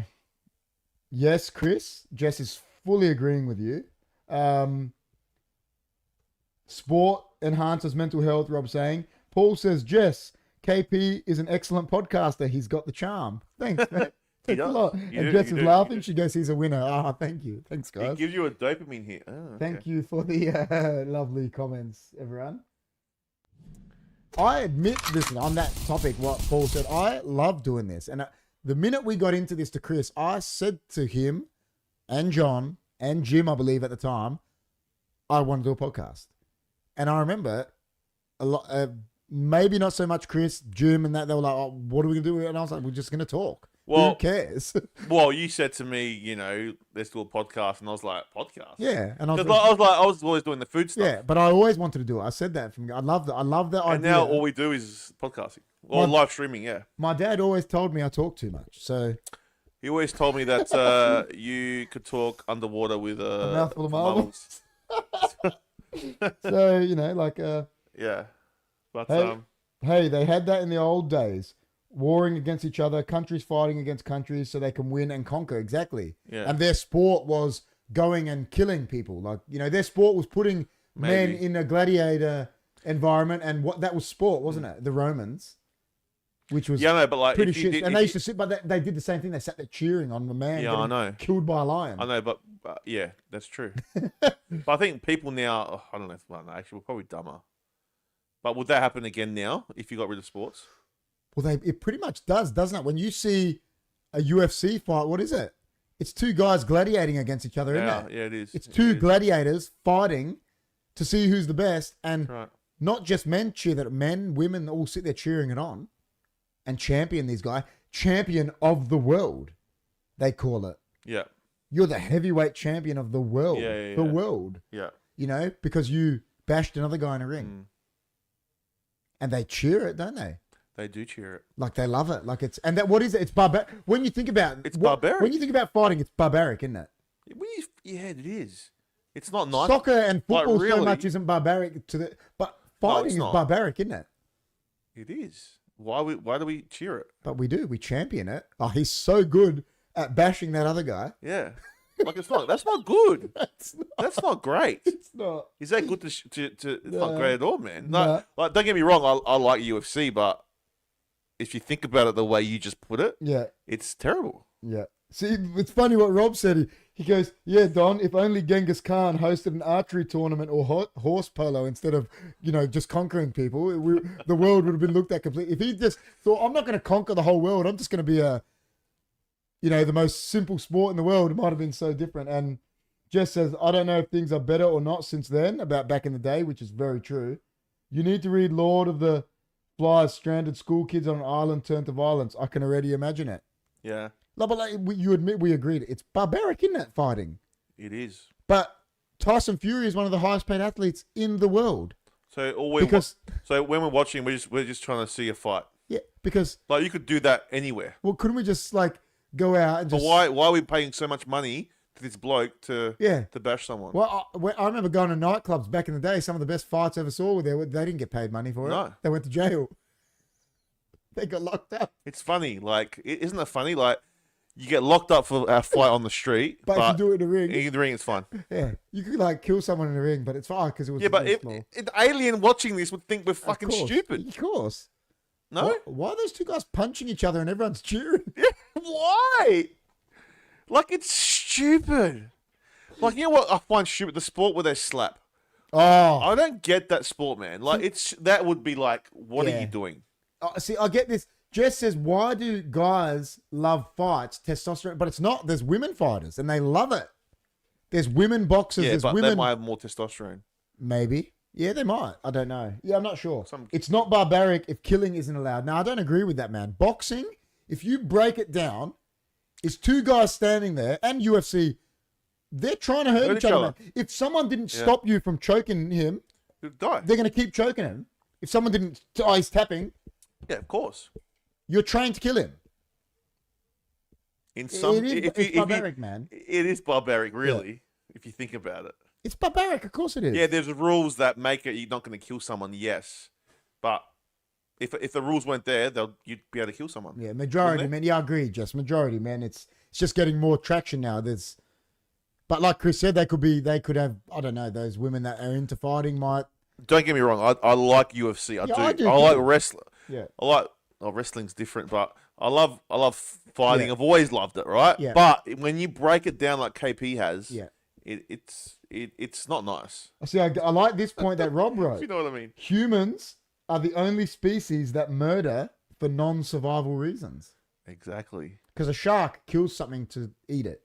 A cat kills something to eat it. Yeah. But we don't have to. Ted Bundy went and murdered Yeah. 40 people just because he wanted to murder people. Yeah. That's just psychotic. And that's just one example of a serial killer. That's got that's got nothing to do with a world leader that's probably killed millions of people. Like No. Saddam Hussein he gassed his own people, mate. You know what I mean? And Yeah. so he could be leader of his country. Yeah. Yeah, It's interesting, man. something about fighting excites them 100%.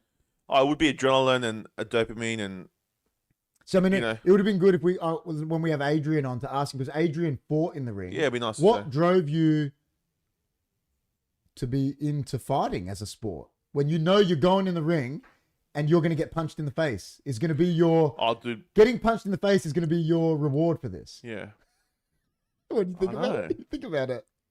Well, you're gonna get. Look, I know that if you're a boxer, you're gonna 100% get punched. You're getting punched. Yeah, because the way they stand, the way they guard, you're gonna Any- get punched. Every fighter gets hit, Every. even if you're the best. If you're not willing to get hit, then Yeah. don't do it. But to watch fighting, Jess says, what drives you as a viewer? Yeah, I don't. That's a hard one, eh?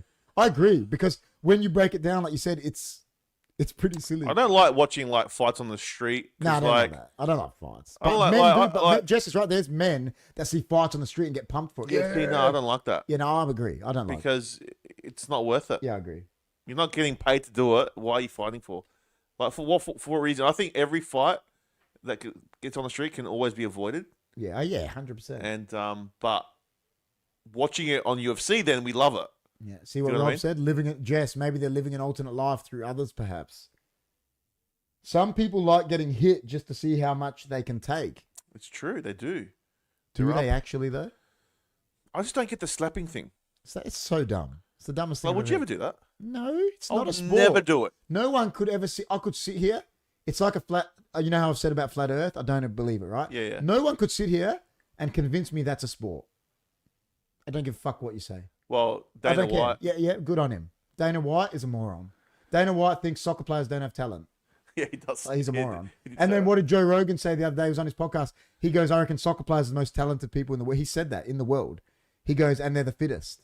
He goes, I saw their legs in that. He goes, it freaked Yeah, me you out. He can goes, say they're that, the yeah. fittest people. And he goes, their sport is the most talented. He said, this is coming from a guy that loves UFC. You know what I mean? Dana White is But, good yeah. because his money. He's making money from it. That's of why he's course. saying it. Power. But that's the most stupidest sport, and if you're involved in that, you're crazy. Yeah. To do that is nuts. Jess says I'd sneak and fly kick a kidnapper in the head. Yeah, listen, I'd bash a guy if he was a pedophile or something. Yeah, but that's self-defense or like whatever. 100% understand that. But, you know, when two drunk guys get into a fight, like we said, at a nightclub, and then people sit there cheering it, it's Oh, so it's dumb dumb. for me. Oh, it's so dumb. So dumb. Oh, someone like bumps you in a nightclub and they Oh, get would you- yeah, yeah. so dumb. I've said sorry to people, you know, when they bump you and they give you looks like they want to It's go like you. fucking, and then And I've said, I'm sorry, man. Like, I didn't mean to yeah, bump of course, dude. If you're in a night, you know what's funny with the nightclub thing right now. You know when COVID happened, Yeah. and no one could touch each you. other. Yeah. What, there was no heroes. No. So what happened was there was like all these people that went touching and they got used to it. Yeah. In the 2 years. So now they're like probably. And getting now into people are fights. bumping, and then there's all these fights because of what are you touching me for? Yeah. Because before they were separated. Well, I'll tell you a story. I won't mention any names, but the Don has a very good friend of his that his son, and I don't know how many years back you reckon this is? Over 10 years now. He got bumped in a pub, spilled a guy's drink, and he Yeah. apologized, everything, said sorry. And I think about 10 minutes later, he felt he got stabbed in the kidney. This guy come back and just stabbed him. Yeah. And he almost lost his life. And it was, he said to you, he offered up, from what they're telling me, he offered the guy, he goes, I'll buy you the drink. Sorry, man. Because he bumped him. And he's a big guy. My dad's mate's friend is a taller guy, like 6'2", 3", whatever. But he didn't mean it. He was nice. And he goes, oh, sorry, man, I'll buy you the drink. And the guy goes, no, whatever, walked off and then came back and stabbed him. That's ridiculous. And he almost lost his life. Yeah, see? Because an idiot. Yeah, well, it Because was over 10 years, wasn't because people are stupid, mate. It's so dumb. Go stab a guy because he spilt your gin and It's tonic, like bro. it's like in Harley Street, someone got king hit Yeah, no, and dumb. lost his life. So dumb. And Just that's king why hit that's for why nothing, for no reason. that's why I Why love do that? Yeah, that's why I love Danny Green. I listen, he was a boxer, but he said, "Don't call it a king hit. It's a coward's punch. You go Yeah. do that to someone, you're a coward. You mate. are a Just coward. go punch me when I'm looking at you. Yeah, you know, don't go. You know, yeah, pathetic. It's pathetic. And people do it all the time. And Yeah. people are dying for no reason. That's an alcohol-induced state of mind. Damn says, yeah, but it's not, because when we were in high school, I remember we weren't drunk, and boys would plan fights after school, and people would get around them in a circle and cheer, You just have to go to the My Centre on a Friday after school and see how many fights there were in and that they weren't place. drunk. They were No, just these young weren't men. people weren't drunk. They were Just just young men, they young were men. just like Yeah. thought they were tough, Yeah, and they didn't. Amanda always says it. People at that age, especially, I think until 21, they Yeah. don't understand. Their brain hasn't. it hasn't developed. It hasn't developed enough to understand Yeah. consequence, Of course, and that's why these young kids of do a lot of course. stupid shit. Of course, man. Because I think after 21, 22, 23, that's when you start to That's really what understand. I agree with what Dan's saying. Yeah, alcohol induced for that one scenario, out at a nightclub or a pub. But that guy, just because he might not even had a drink. That guy that stabbed my Yeah. dad's mate. You know what I mean? Like, and like I said, in high school, why all these kids go stand in a circle? Like, there's that guys that were on YouTube doing bum fights. Like, they're not all drunk. No. They're paying homeless people to fight Look, so they could cheer it. There are times where people are drunk. Yeah, of and course there is. That's what I'm saying. Like, alcohol can be a nightclubs and things factor. like that. Like, Yeah, of course it can be. see, my dad has named him. He says Very true. Billy was walking to the pub and this bloke had his drink on the floor. Billy didn't see it, accidentally kicked it. And he got stabbed for it when he offered the guy to buy the drink. It's crazy. Like, it's so dumb. Yeah, 100%. The more people pick conflicts, the Rob. more insecure they are. Facts, Dr. Laz, damn saying, and damn agreed with what you said before, exactly. Yeah, but as I said, if you guys ever in a situation, just walk away. Paul, yeah, 100%. Paul, I don't have to Google them because I went to them because I had cousins. My cousin fought in Knees of Fury, and my brother George trained to be in Knees. Adrian fought in Knees of Fury. Yeah, we had Adrian here last year. I don't have to Google it. I've been to the. I went to Knees of Fury when I was young. Yeah. Like it's. Yep. Yeah. And we loved it. Yeah. Yeah. No reason. Just see some guy punch someone. It was wild. He punched him right in the face. Yeah. That's what. Maybe that's why I love wrestling so much because I know it's not real. Like, I know it's a theater. Yeah, that's right. But that's like a movie. And I feel, and it's like a movie. Yeah. So I can enjoy a movie because I know it's not real, and I can enjoy wrestling because I know. But when someone's punching someone in the face for real, yeah, I like it, but I don't love it as much as a theater, like as the rest. You know what? You know what UFC should be? UFC should be anyone that gets convicted as a rapist or a pedophile have to go in the ring with like a green beret. Yeah. And the green beret just kills him, and that's wild. And everyone will cheer it, and then we'll be cheering it for a reason. Yeah. And we're going, yeah, wild. It'll be like a reason to actually cheer it. Like this pedophile has to fight Alexander Volkanovski now, and there's no referee. You know what I mean? And then, but then we'll cheer it for a reason. Yeah. True. But then again, like these guys that love that sport, they might be thinking the same about soccer. Oh, well, why do you cheer a ball going in a net? Like, who cares? Yeah, but with a fighter, I don't get it. Like most of them, at the end of the career, I know they're gonna get knocked out.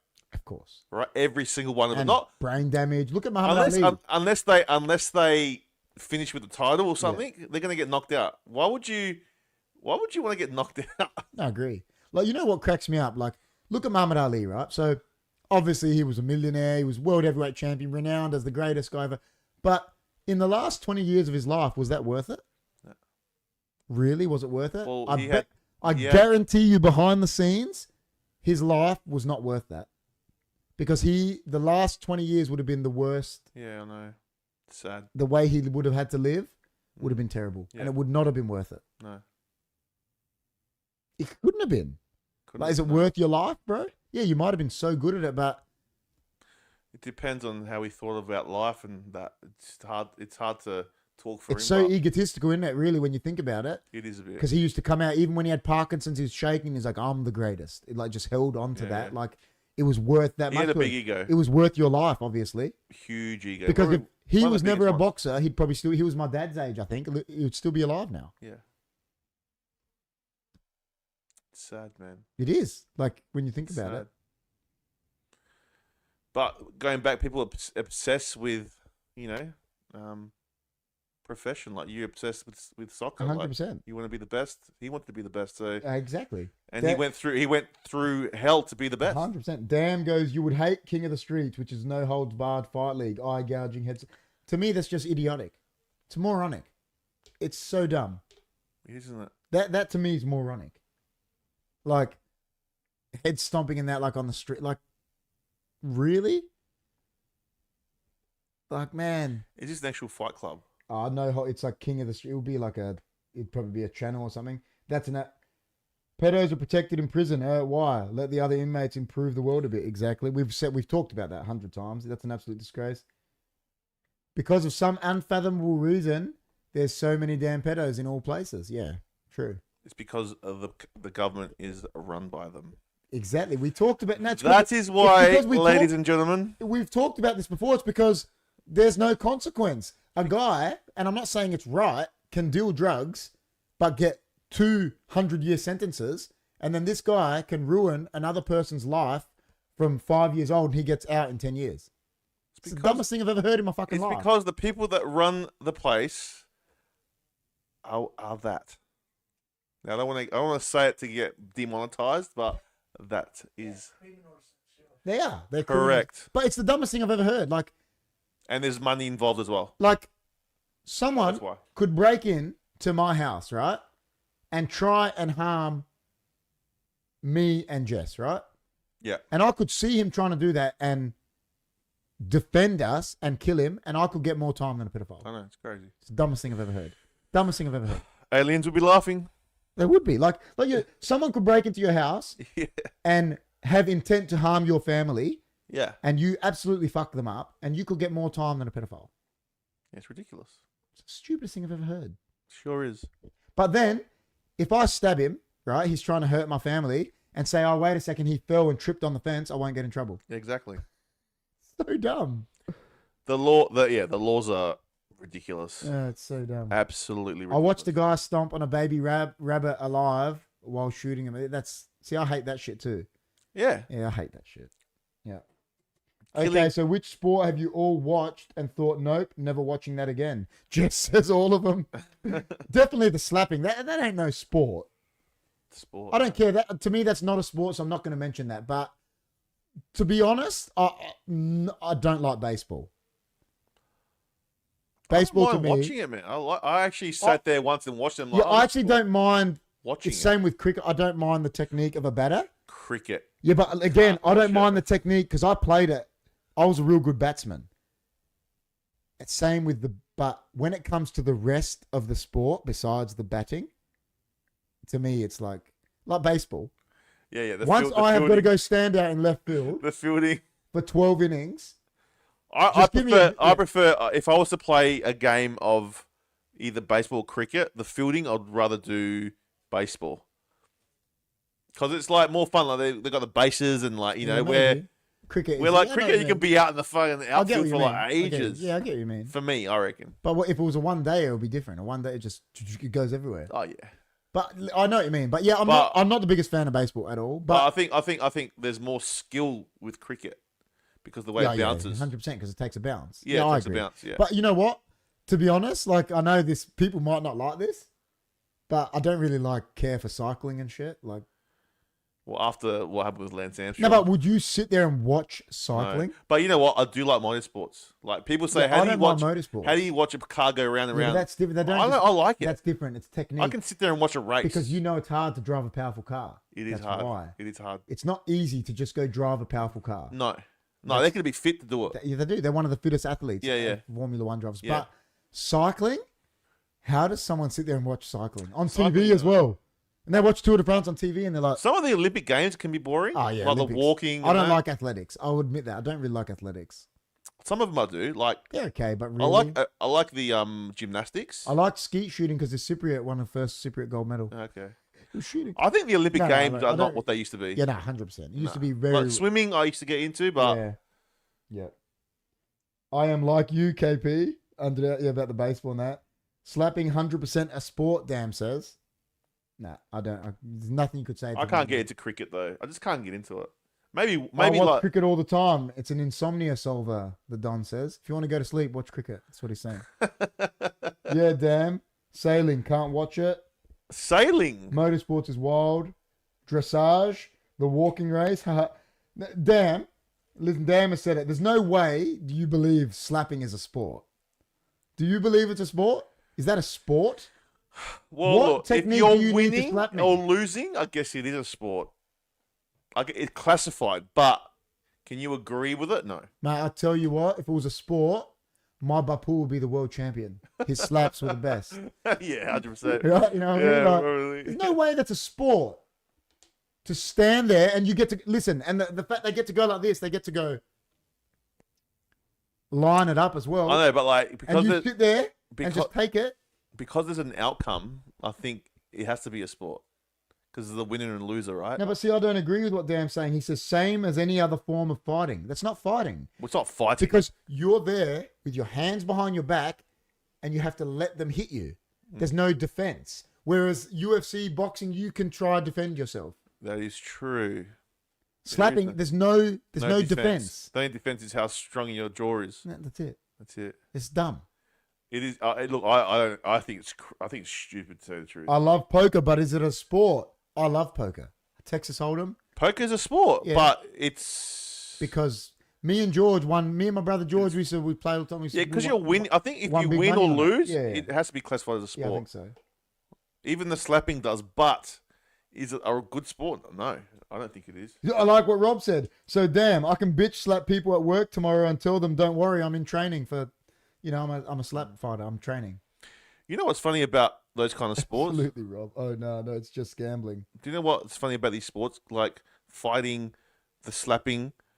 Like there's studies being done by doctors now, Dude, that's so bad right? for you. That is so bad for your, like, to get dementia and that.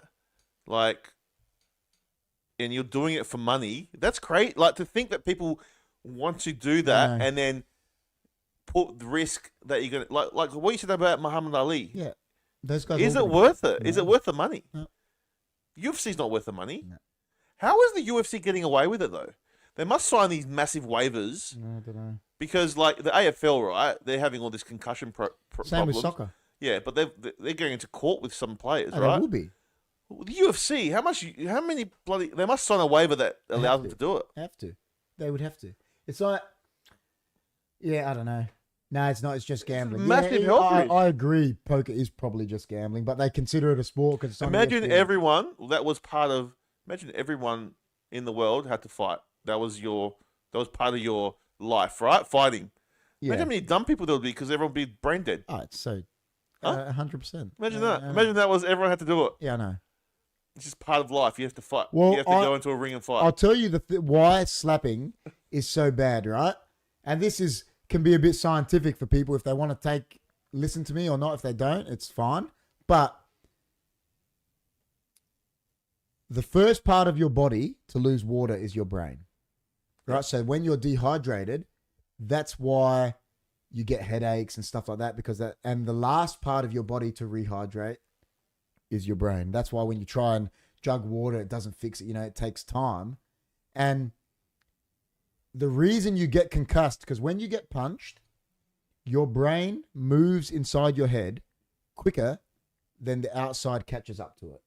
And that's why people have strokes, things like that. So the slapping one, because you're there, no defense, hitting you like that, your brain is going to move over there so quick. By the time your head gets there, and then in the end, there's going to be a long-term effect. Yeah. Right? And that is a fact. That's a fact. And that's why it's so bad. And that's why people that, they say they've got a good chin, they don't actually have a good chin. It's people who have got more cushioning, more hydration inside their brain, whatever, and they can take that. But then when it moves too quick, that's what knocks people out. Yeah. And that's the actual science behind it. So really, people that do that are just idiots, stupid. Yeah, 100%. They have to be stupid to do that. Slapping is idiotic, bro. Yeah. Whether you are like, damn, And you believe it's a sport or UFC not. and any like fighting like that, to do that, you're risking a lot. Yeah. You're risking a lot. So you have to admire a fighter because Yeah, of he's course. risking a lot. Damn says the UFC is safer than a lot of other fight leagues, but it doesn't make it right. Well, I've seen people like drop in the UFC and then they just go hammer him. 100%. Now, I know that they have to stop because the ref says stop, but like, it's still that's bad, man. Like Amanda watches it because she's a nurse, right? And she cringes every time she watches it because she's like, do these people understand what they're doing to their brain? I'll tell you. Understand what could happen? Yeah, I'll tell you. Watching UFC, I don't know how long you've been into it. Yeah, but if you ever watched it when it first started, I was brutal. Ken Shamrock, Dan even the before Beast. them, Don Rye, like it was crazy. It was. The shit they did, you could hit on the back of the head, like. And what happened to all those guys? Chuck Liddell, he tries to talk now, and the guy looks moronic because he took so many shots. I know.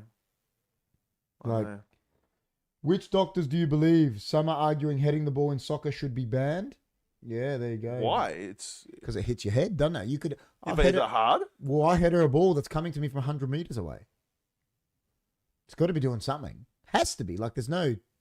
Yeah, but can't sit here and deny that. Doesn't matter if it's hard. There's power to weight ratio and velocity, and has to be doing something, doesn't it? Would that change the game? Affects if you're not allowed to header. Would that change the game? Of course it would. There'll be no crossing to header. No. It would never happen. I don't think they would ever let it. Even. But has there ever been people concussed from it? Oh, there has to be. Is there though? Is there not concussed on the spot, but there would be long-term effects from it? Yeah, there'd have to be.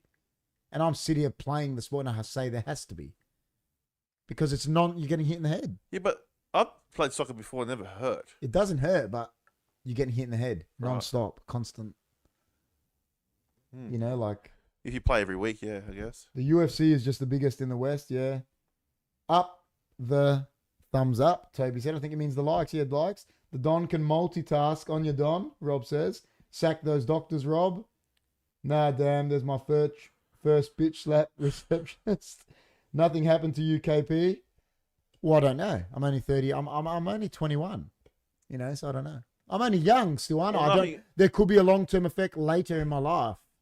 Who knows? Have there been studies done on it? Alan Shearer is a huge advocate of that at the moment. He's like studies behind it, and Oh, right. Okay. Yeah. I never thought about that. no sport is worth the health risk. Just as saying. Back in the day, the ball became waterlogged. Yeah. I headed balls back in the day where I've headed balls before on Oh, wet yeah. days where it hurt. That hurt. Yeah. Yeah. Yeah. Like Rob says, back in the day, the ball became waterlogged. It weighed 2 kilos from 50, 60 yards. Yeah, that was me because he played in that era. Yeah.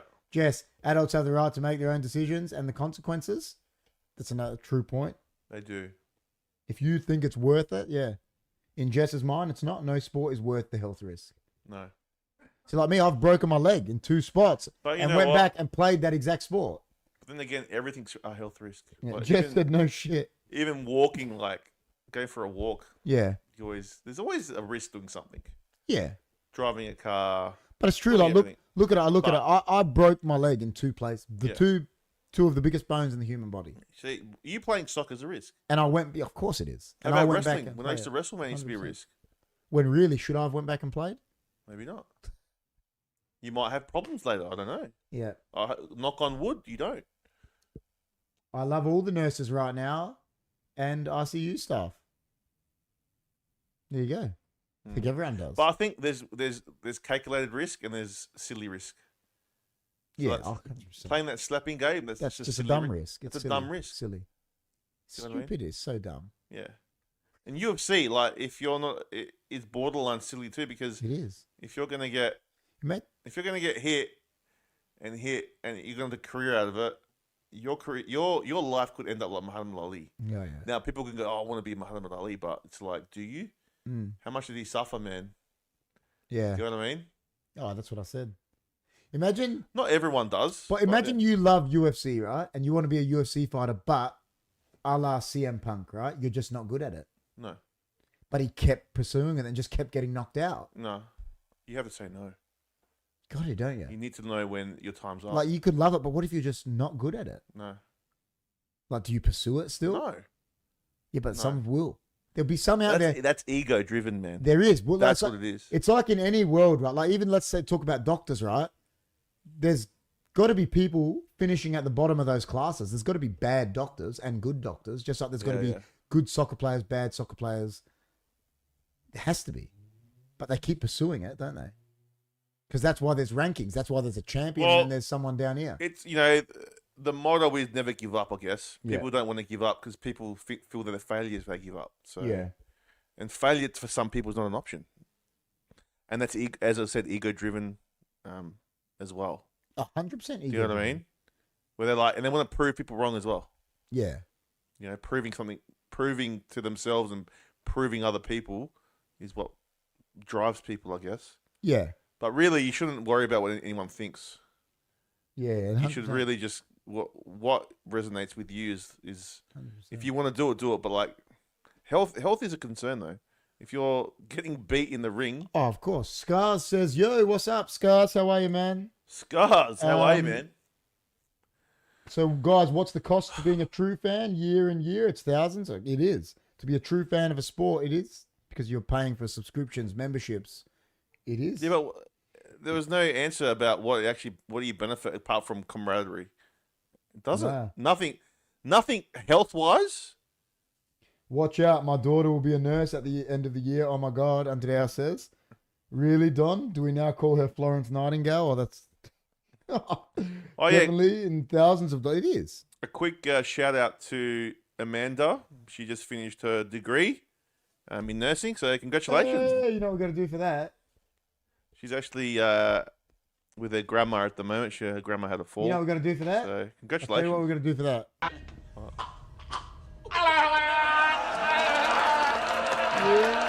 Yeah. There you Yeah, go. congratulations. She worked her ass off, and yeah, she just finished all her placement, and yeah, she's a registered nurse now. So congratulations to Well Amanda. done. Big up, Amanda. Well done. Jess is agreeing with something you said first. Yes, because we didn't answer. Like, Hey, Jess is agreeing with what you said.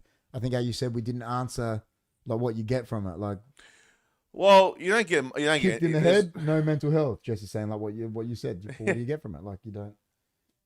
Yeah. It sure is. Cost you a lot more if you are a volunteer in a smaller club. See, there you go. Like, there's a question to ask, and we could have asked him. Like I said, my dad's a founder of a club, right? And he has volunteered at that club since 1972.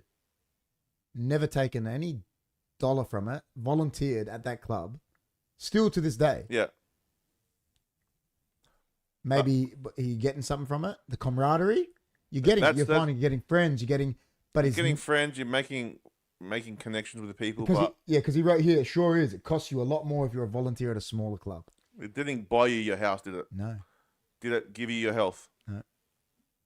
So really, it's just part of society. But it gave you friendships. Gave you friendships. Gave you other things. Yeah, so it did give you something. Yeah. But can you survive without it is my question. You can. You probably could, yeah. Yes, you can. You Yeah. don't need it. You don't need it in your life. Don't tell Jess I could survive without me, you know? You can though. Like you could do it. Yeah, you could. You Yeah. could. Yeah. I'd love to see you do 1 year without watching it. That'll be funny. Without watching like Man United. Yeah, just 1 year. Just go cold turkey 1 year and just see what happens. Am Like I do an experiment. Am I allowed to look at the scores? Or is it like it's got to be like Jess has to put it's got to be like nothing. Jess has to put the stipulations in. I don't know. What do you reckon, Jess? I'll love to see what would happen. Not many things bring me as much joy as watching the Crows play, Dam says. And then So it gives you joy. everyone's congratulating Amanda. And then Jess says, what about love, your pets, good people, your favorite food? What was the question? The question was, what was it? So KP, what I said to him, I proposed this to him, right? So 1 year, not this year, obviously, because it's already started, but one season, he doesn't have anything to do with Manchester. Doesn't look at the scores. So no scores, nothing. Nothing. Doesn't even know what happens. You disconnect. Just to see what happens. Imagine me doing that for Port Adelaide. I think Jess is like, I don't know if it would make me a bit miserable because I already know it. I already know life. Yeah, but what if you did something else? Like, what if you were like, you had all this time to do something different? Nah, well, see, I wouldn't want you to be upset. So for me, it goes family, faith, friends, my dog, the Crows. Jess said, yeah, misery. yeah, misery. Nah, you gotta Family, do what you faith, like, my man. dog. You gotta. I think you gotta do what you like in this world because you know. You know what? One thing I feel so sorry for Dan. He's never actually seen the Crows be good, and it's one of his favorite things in the world. I know he's got a lot of passion. That means when they win, it'll be really special for him. If they ever win a flag again, They'll win one again. that's what St Kilda said in the '60s, didn't they? You know, but There's some people there's gonna be there's how some many seasons people come? that supported St Kilda for their whole lives, never saw them win a flag. It's sad. I was lucky to see one. But do you know what I mean? I was lucky to see one. Will I ever see one again? I don't know. But don't lose faith, damn. As much as it hurts me and pains me to say, because I hate to see the Crows win one, don't lose faith, my friend. You will one day see one. Jess said that's why I leave him alone. It's too big a part of his life. What brings you joy is subjective, but it's fun to hear points of view about things I don't get. Jess is saying, yeah, because she's saying she doesn't get sports in general, doesn't understand why it's so. I could never see the Crows win a flag, but that's not happening because Crom premiers 2024. When I go to a Port Adelaide game or when I watch Port Adelaide, I feel like I'm them. Yeah, of course you do. It's like, you know, when It's you your family, bro. you know when you play a video game, you feel like you're the character. When you watch a movie, you feel like you're the character. When you watch your team play, you feel part of that team. 100%. Doesn't matter if you're not on that field. No, you do. You feel a part of it, right? Yeah, and yeah. that's what sports. For me, Port Adelaide, when I'm at the game, or even when I'm watching on TV, I feel part of it, and that's why when we lose or win, well, when we win, I'm so happy. But when we Yeah, lose, of course. it's a dagger in the heart because I feel as much part of the team as every person on that field. Yeah, And of course. that's why it's so important to me that we win or lose. It's so important because you feel connected. Yeah. It's like you're connected. Like, have you seen the movie Avatar? Yeah, the first And one. they connect to that. Yeah. That's what it is. You're connected to Yeah. that team, man. Yeah. And that's what it feels like to me. Now, Well- I don't know if anyone else in the chat that feels like that. Now, is it right to be like that? Maybe not. I don't know. No, but you do. That's But what that's how it feels like. Yeah. You are a part of Yeah. that team. Now, when shit goes south, like it has for Port Adelaide, you get upset, man. Of course. And you just feel like you have to just vent and say what you feel. Like I did the other week with Ken Hinkley and all that, right? 'Cause Yeah. I felt like, you've done it before with Man United, with the Glazers and all that. I vent all the time. Yeah, Every week. yeah. And it's like they become part of your family. 100%. They become part of who you are. And that's why I guess we love it so much. Yeah. I guess that's why we love it. Yeah. And it's hard. And yes, it is a distraction. It is. It is a distraction from all the crazy shit that's happening in this world because most people don't know what's happening. And because we're so distracted with sports. Yeah. Not just sports. Everything. Video games. Everything Like is a video distraction. game. Me and Jess talk about when you play a video game, right? Yeah. You're enthralled in that game. But what do you actually achieve? I don't know. Do you have any... Nothing. Nothing. But you could play it like I do. Or you achieve anything, the stuff on the video game, but you but still achieve nothing No. in real life. But I bet you there was all these people playing video games today, right? Right? Dan Andrews gets sacked. No one gives a shit. One of the biggest things to happen in Victoria in the last 10 years that a premier leaves, resigns. yeah. But does Joe Blow playing Fortnite give a shit? Does he even know? No. He doesn't know what's happening. Yeah. You know what I mean? And what repercussions this could cause or what ripple effects it can cause in Victoria. Yeah. Yeah, he doesn't care because he's so fucking distracted. She is a great crime fighter under our Jess is the Punisher. She's More punishers need to be made. more punishers need to be made. But do you know what I mean? Well, listen, I say from when I play, right? When I play the sport, my team, Yeah. when I go out on that field with the subs, whatever that, 15 other guys, to me, they're my family. Exactly. You go to war with them, right? I go to battle with them. Yeah, that's right. Even there's blokes that I've been on teams with that I don't like. But if the other team do something to them, I'm the first in there to fucking defend them. Because while they're there, they're my family. Yeah. That's it. When you go on that field, Yep. when you go past that white line, They're the my chalk, family. That's how it. I've always looked at it since Yeah, yeah. young. And that's probably why I've been a captain. Because that's how I am. Yeah. I'd look at Yeah. it like that. Like they are my family. And it's for that 90 minutes, they're my family. What's like when we put the headset on Yeah. and talk on HFD? This is a family. That's man. right. That's You know right. what I mean? We need more of them around under our said because Jess said if I get a terminal illness, I'm becoming the Punisher. No, if you get a terminal illness, we're like gonna go travel to every country we can in that. And she'll be the time frame. Punisher in each And then you country. can be the Punisher in every country, but we're gonna make sure we travel. Yeah, we need more of them. You sound like Don Corleone, KP. I know I'm like that. Like Jess knows that.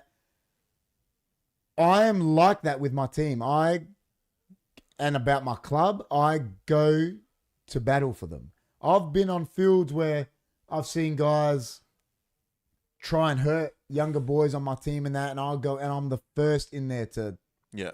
like they're Yeah. my family. Yeah, of course. I make them my Yeah. family. That's how I look at it, and that's how I'm like with Man United, and, Yeah. I admit that. That's how I'm like with Port Adelaide. Like, we love them so much that we get attached because it's an attachment that you can't. It's a bond.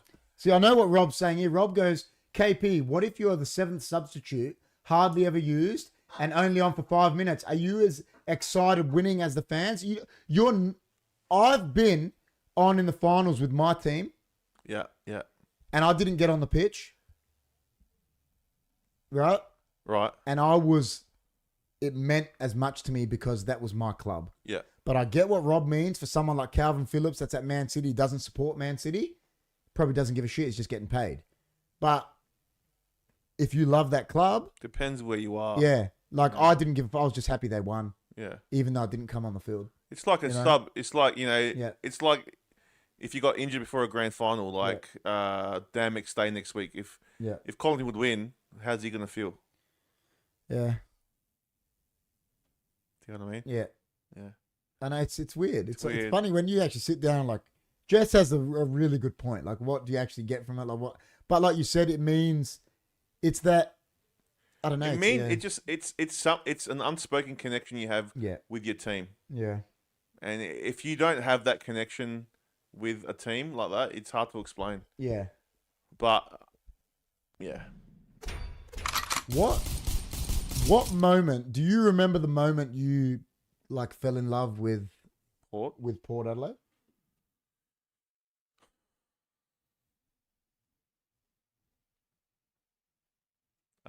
Look, I 1997 when I went to the game, I loved them, Yeah. but like I wasn't fanatic. Like I started to follow them, but I Yeah. wasn't like I am now. After the '04 grand final,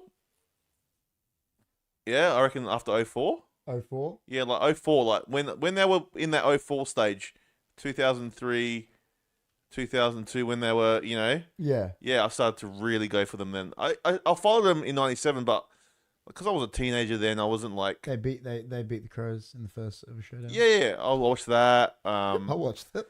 You get to start to understand the team, and then, but yeah, I used to.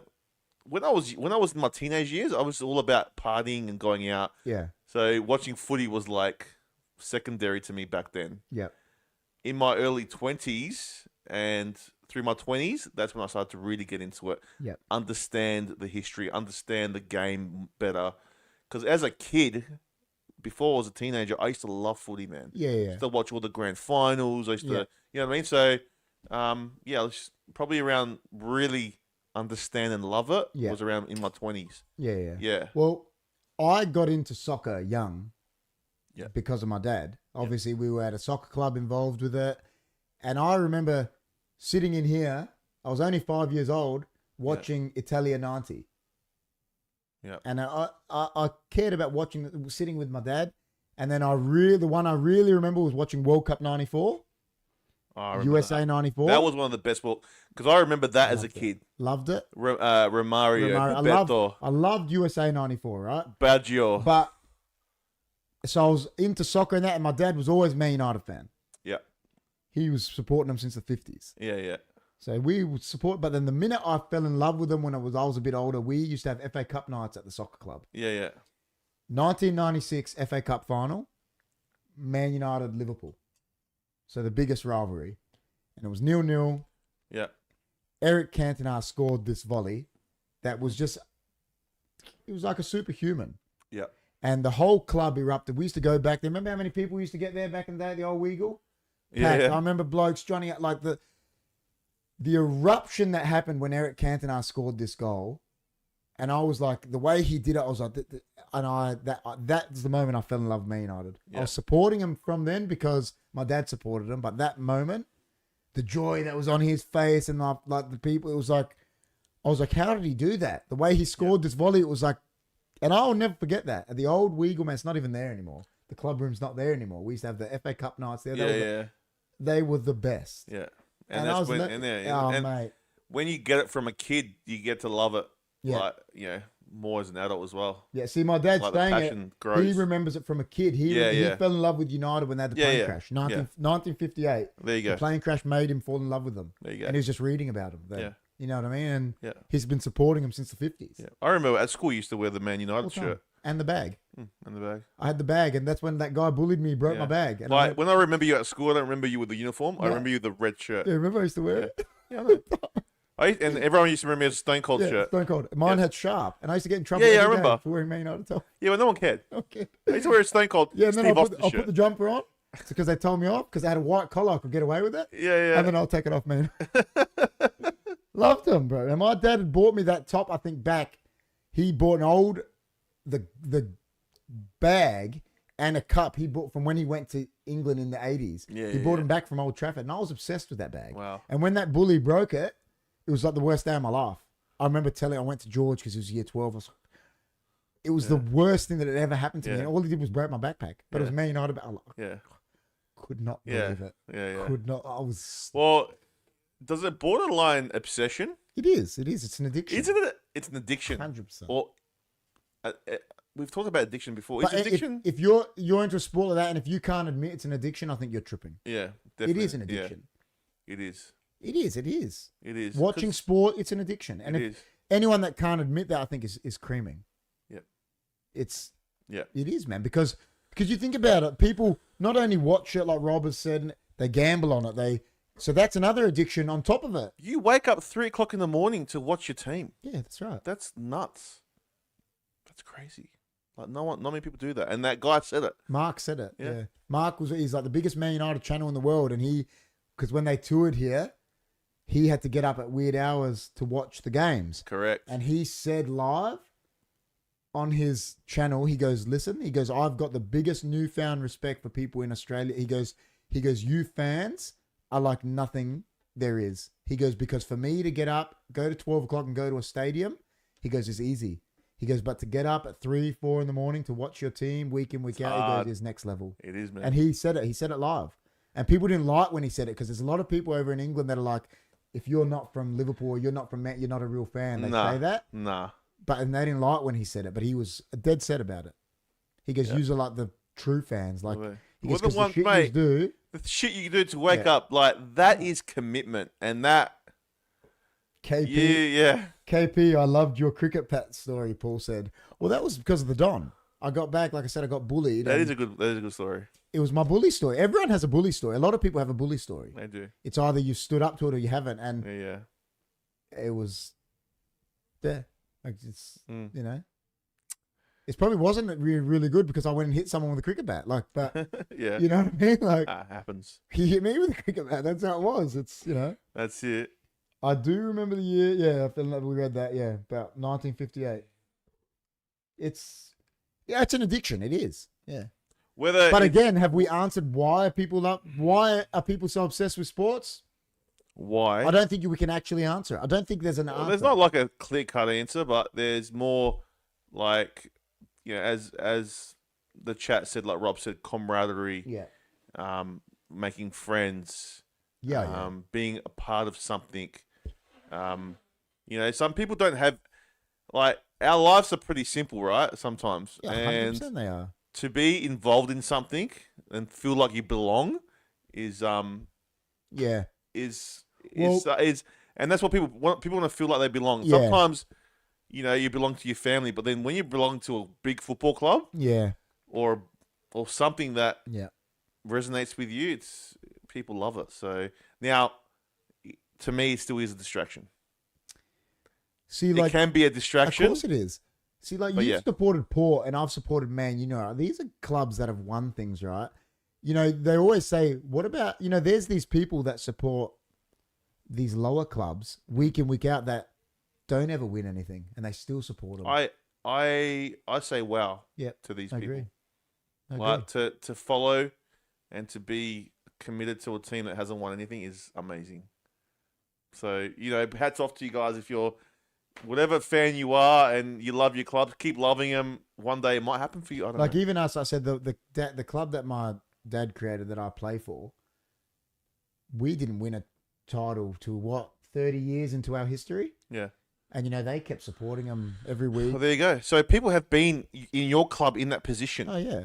Now you're lucky. Yeah, 100%. Because you've seen success. I played in it. I played in the team that won that title. If that can happen for you, it can happen for everyone. Anyone. And when I remember when we won that, I remember the elation that I was feeling because I knew that our club had never won a title. And it was like the best. Yeah.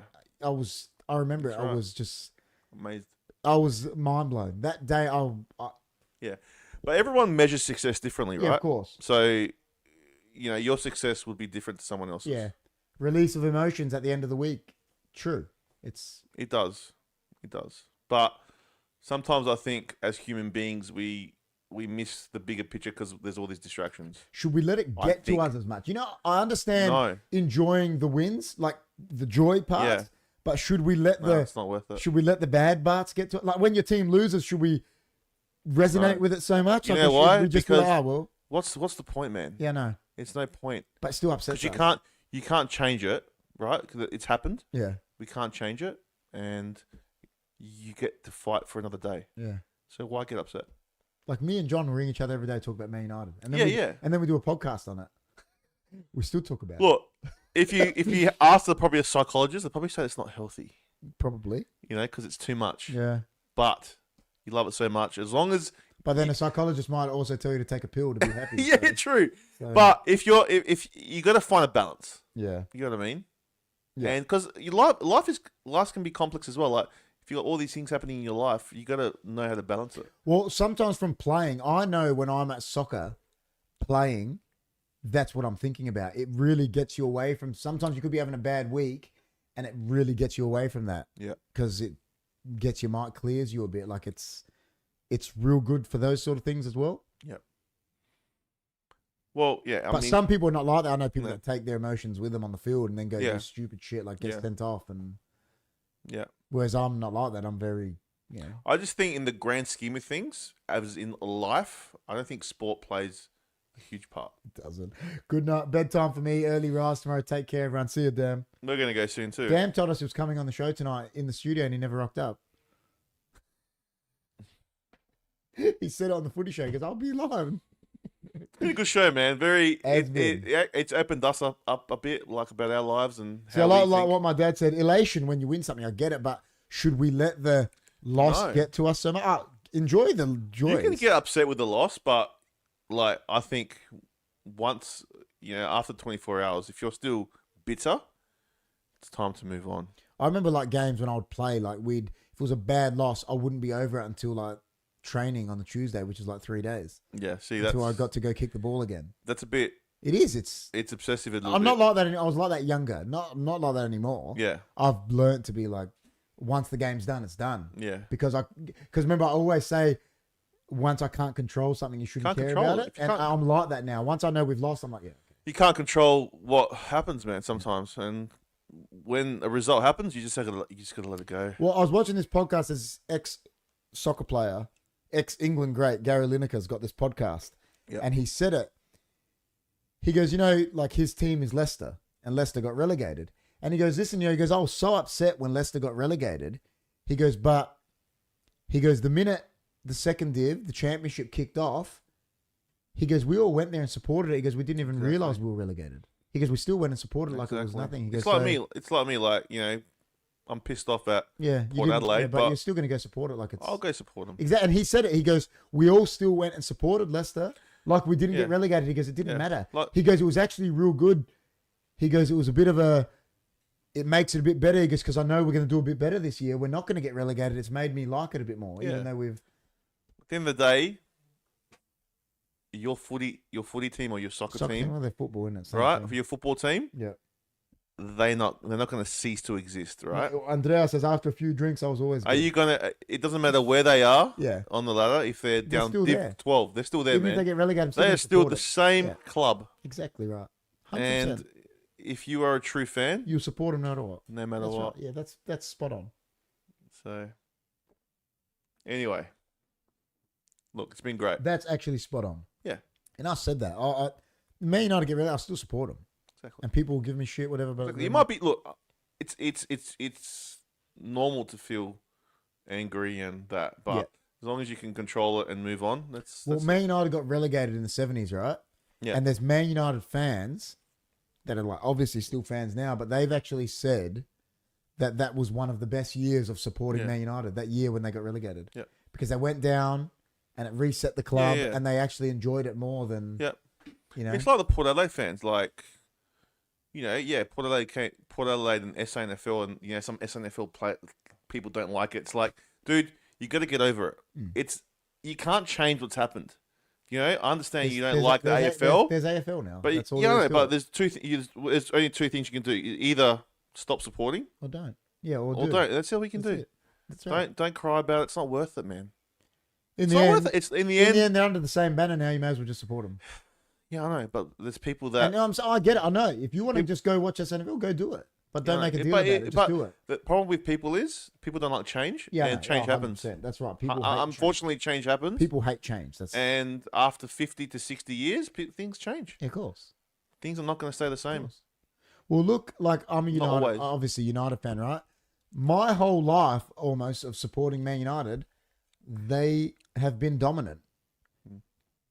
At the moment, they're not right as now, dominant. the past 10 years, they have not been. Yeah. But I lived through their glory days. My dad started supporting them in the plane crash. They weren't very good. Then they had glory days. Yeah, yeah. And then they didn't win a title for 26 years. Yeah. So he lived through their shit days for 26 years again. Yeah, yeah. And then their glory days again. Mm. And now he's in their shit days again. Yeah, exactly. So he's been through it 4 times. Exactly. But you're a fan. You still support him. It's Yeah, I've only lived through one premiership. Like other fans have gone through, like in the SANFL, obviously, like count heaps of them. You know, I truly believed as a human that I would never see Liverpool win a Premier League. And what happened? Yeah, they won one There you go. in the COVID year. There you go. But I truly believed I would never see Liverpool win. Yeah. Obviously, they'd won 20 league titles, but I thought I would never see them win a Premier League because of how bad they were run, and Man United was so dominant, and I just believed that. Never say never, man. No, Not it's in this true. world. Yorgo says, I feel stronger about my team than ever. I feel stronger about my team than ever I have felt before after this season. There you go, because they've been bad, West Coast. So he feels behind them, you know? There you go. Well, what they got 60,000 people at each game. Exactly, because they've got a good 50,000. West Coast do have a good fan base. Yeah. They do. And they always have. To support your team at that low. Like I remember when Port Adelaide were that low, we had no one. We had Tups. Exactly. And they know what I mean? they're copying it for it. Like Dams brings it up all the time, doesn't he? Exactly. And the thing about I said this to GT about West Coast. West Coast have proven before they don't stay down the bottom for long. Because it's happened before, We'll and see. they've only stayed there for 1-2 years. I think they're still going to be down the bottom for the they might next be couple of years, but but it won't last long. With West Coast, it might be 2-3 years, 4 years, and Yeah. that's nothing. How many premierships have West Coast? They've been around for how long? they've been very successful. And they've won. If you're a West Coast Have they won supporter, you 6 can't be flags? upset. Is that right? Gee, have West Coast Yeah. won 6 flags? Yeah, they beat Collingwood in the No, but grand they won final. 2 but when they first started. Early. Yeah, and there was just some, 5 maybe, they've won 5. No, they won 92, 94, Yeah. 2006, Yeah. They've won maybe 4 or 5. 2018. So, yeah. 4. 4. There you go. But 4, there you go. But 4 flags in that time is St Kilda have not won anything since the 60s, bro. Port Adelaide's only won one AFL flag. One. Carlton, last flag they won, 95. They've only won And one. they're one of the biggest. Carlton's only won one AFL. The Crows have won more than Carlton. They've won 2. Yeah. I don't count VFL. Well, if they count VFL, they've got to count STANFL, don't they? Yeah, they do. Well, I count up to 90. Yeah, I know what you're saying. I agree. I count the AFL too. The VFL thing means nothing to me. No, it doesn't mean because nothing to me. I get that we entered their comp and that, but it's AFL now. Well, Hawthorn have the best record at the moment. I think they got 5. Hawthorn, well, Brisbane have 3. They got 5. Hawthorn 08, and then they won 4. They got 5. What about Geelong? They got 4. Geelong have 4 because they won last year. Yeah, 4. Yeah. Crows have got 2. Yeah. West Coast have got 4. 4, yeah. Like we said. I think Hawthorn are the most. They with would 5. be. It'd be Hawthorn. Because they won 2008. Then they So won their Brisbane- 3-peat, and the 991 they won as well. Brisbane could join the 4 club this year. They could. Collingwood AFL got 1. That's impressive by Brisbane. If they Collingwood have win got 1 AFL One. because they're the smallest. Nah, 2. 1990. Oh, 90. Was And- that and Oh, yeah, that 2010. was AFL 90. Yeah. Yeah. So they got 2. Yeah, they win one every 10. Last Not even 20 years. 20. Mm. So even Collingwood, such a big club, only wins one every 20 Well, years. it was a comical thing at one stage until they won it in 2010. Everyone used to pay them out about it. Yeah. Oh, you hold on to 1990. Like Lee Matthews, he said when they won it in 2010, it was one of the best days of his life because Yeah. people stopped talking about how he was the last coach to win yeah. it for Collingwood. Yeah, Mick Malthouse won it, Yeah. yeah. But they nearly lost that too. Mm. St Kilda won one But bout. he said he's so happy it happened because everyone used to say, "Oh, you're the last coach to win it," and he hated it. Yeah. So, anyway, before we go, quick tip. Brisbane, Collingwood. Who you got? Brisbane Brisbane by? 48. I said it. I said Collingwood by 46. Yeah, I said Yeah, Brisbane that's my 48. tip. That's my tip. You heard it here first. Brisbane 48. Brisbane smash them. Anyway. I don't want Collingwood. I hate Collingwood. I fucking hate because of all the shit we talked about earlier. Oh, I hate Collingwood, man. Yeah. The whole fucking. I don't hate them as much as No, but the I don't black care and about. white, you're not allowed to wear. Ah, please, cry me a river, Collingwood.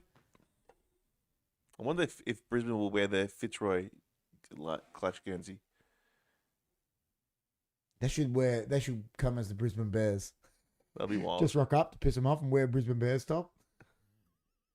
That would be funny. Well, on the back, I think it says Fitzroy Brisbane Bear. It says BBF because it says Brisbane Bears Fitzroy Footy Club. They've got it here. Yeah, they do. Because of their combined thing. Yeah. So they still hold their heritage. Yeah, they do. They do. Because when Voss won the Brownlow, they were the Bears, I think.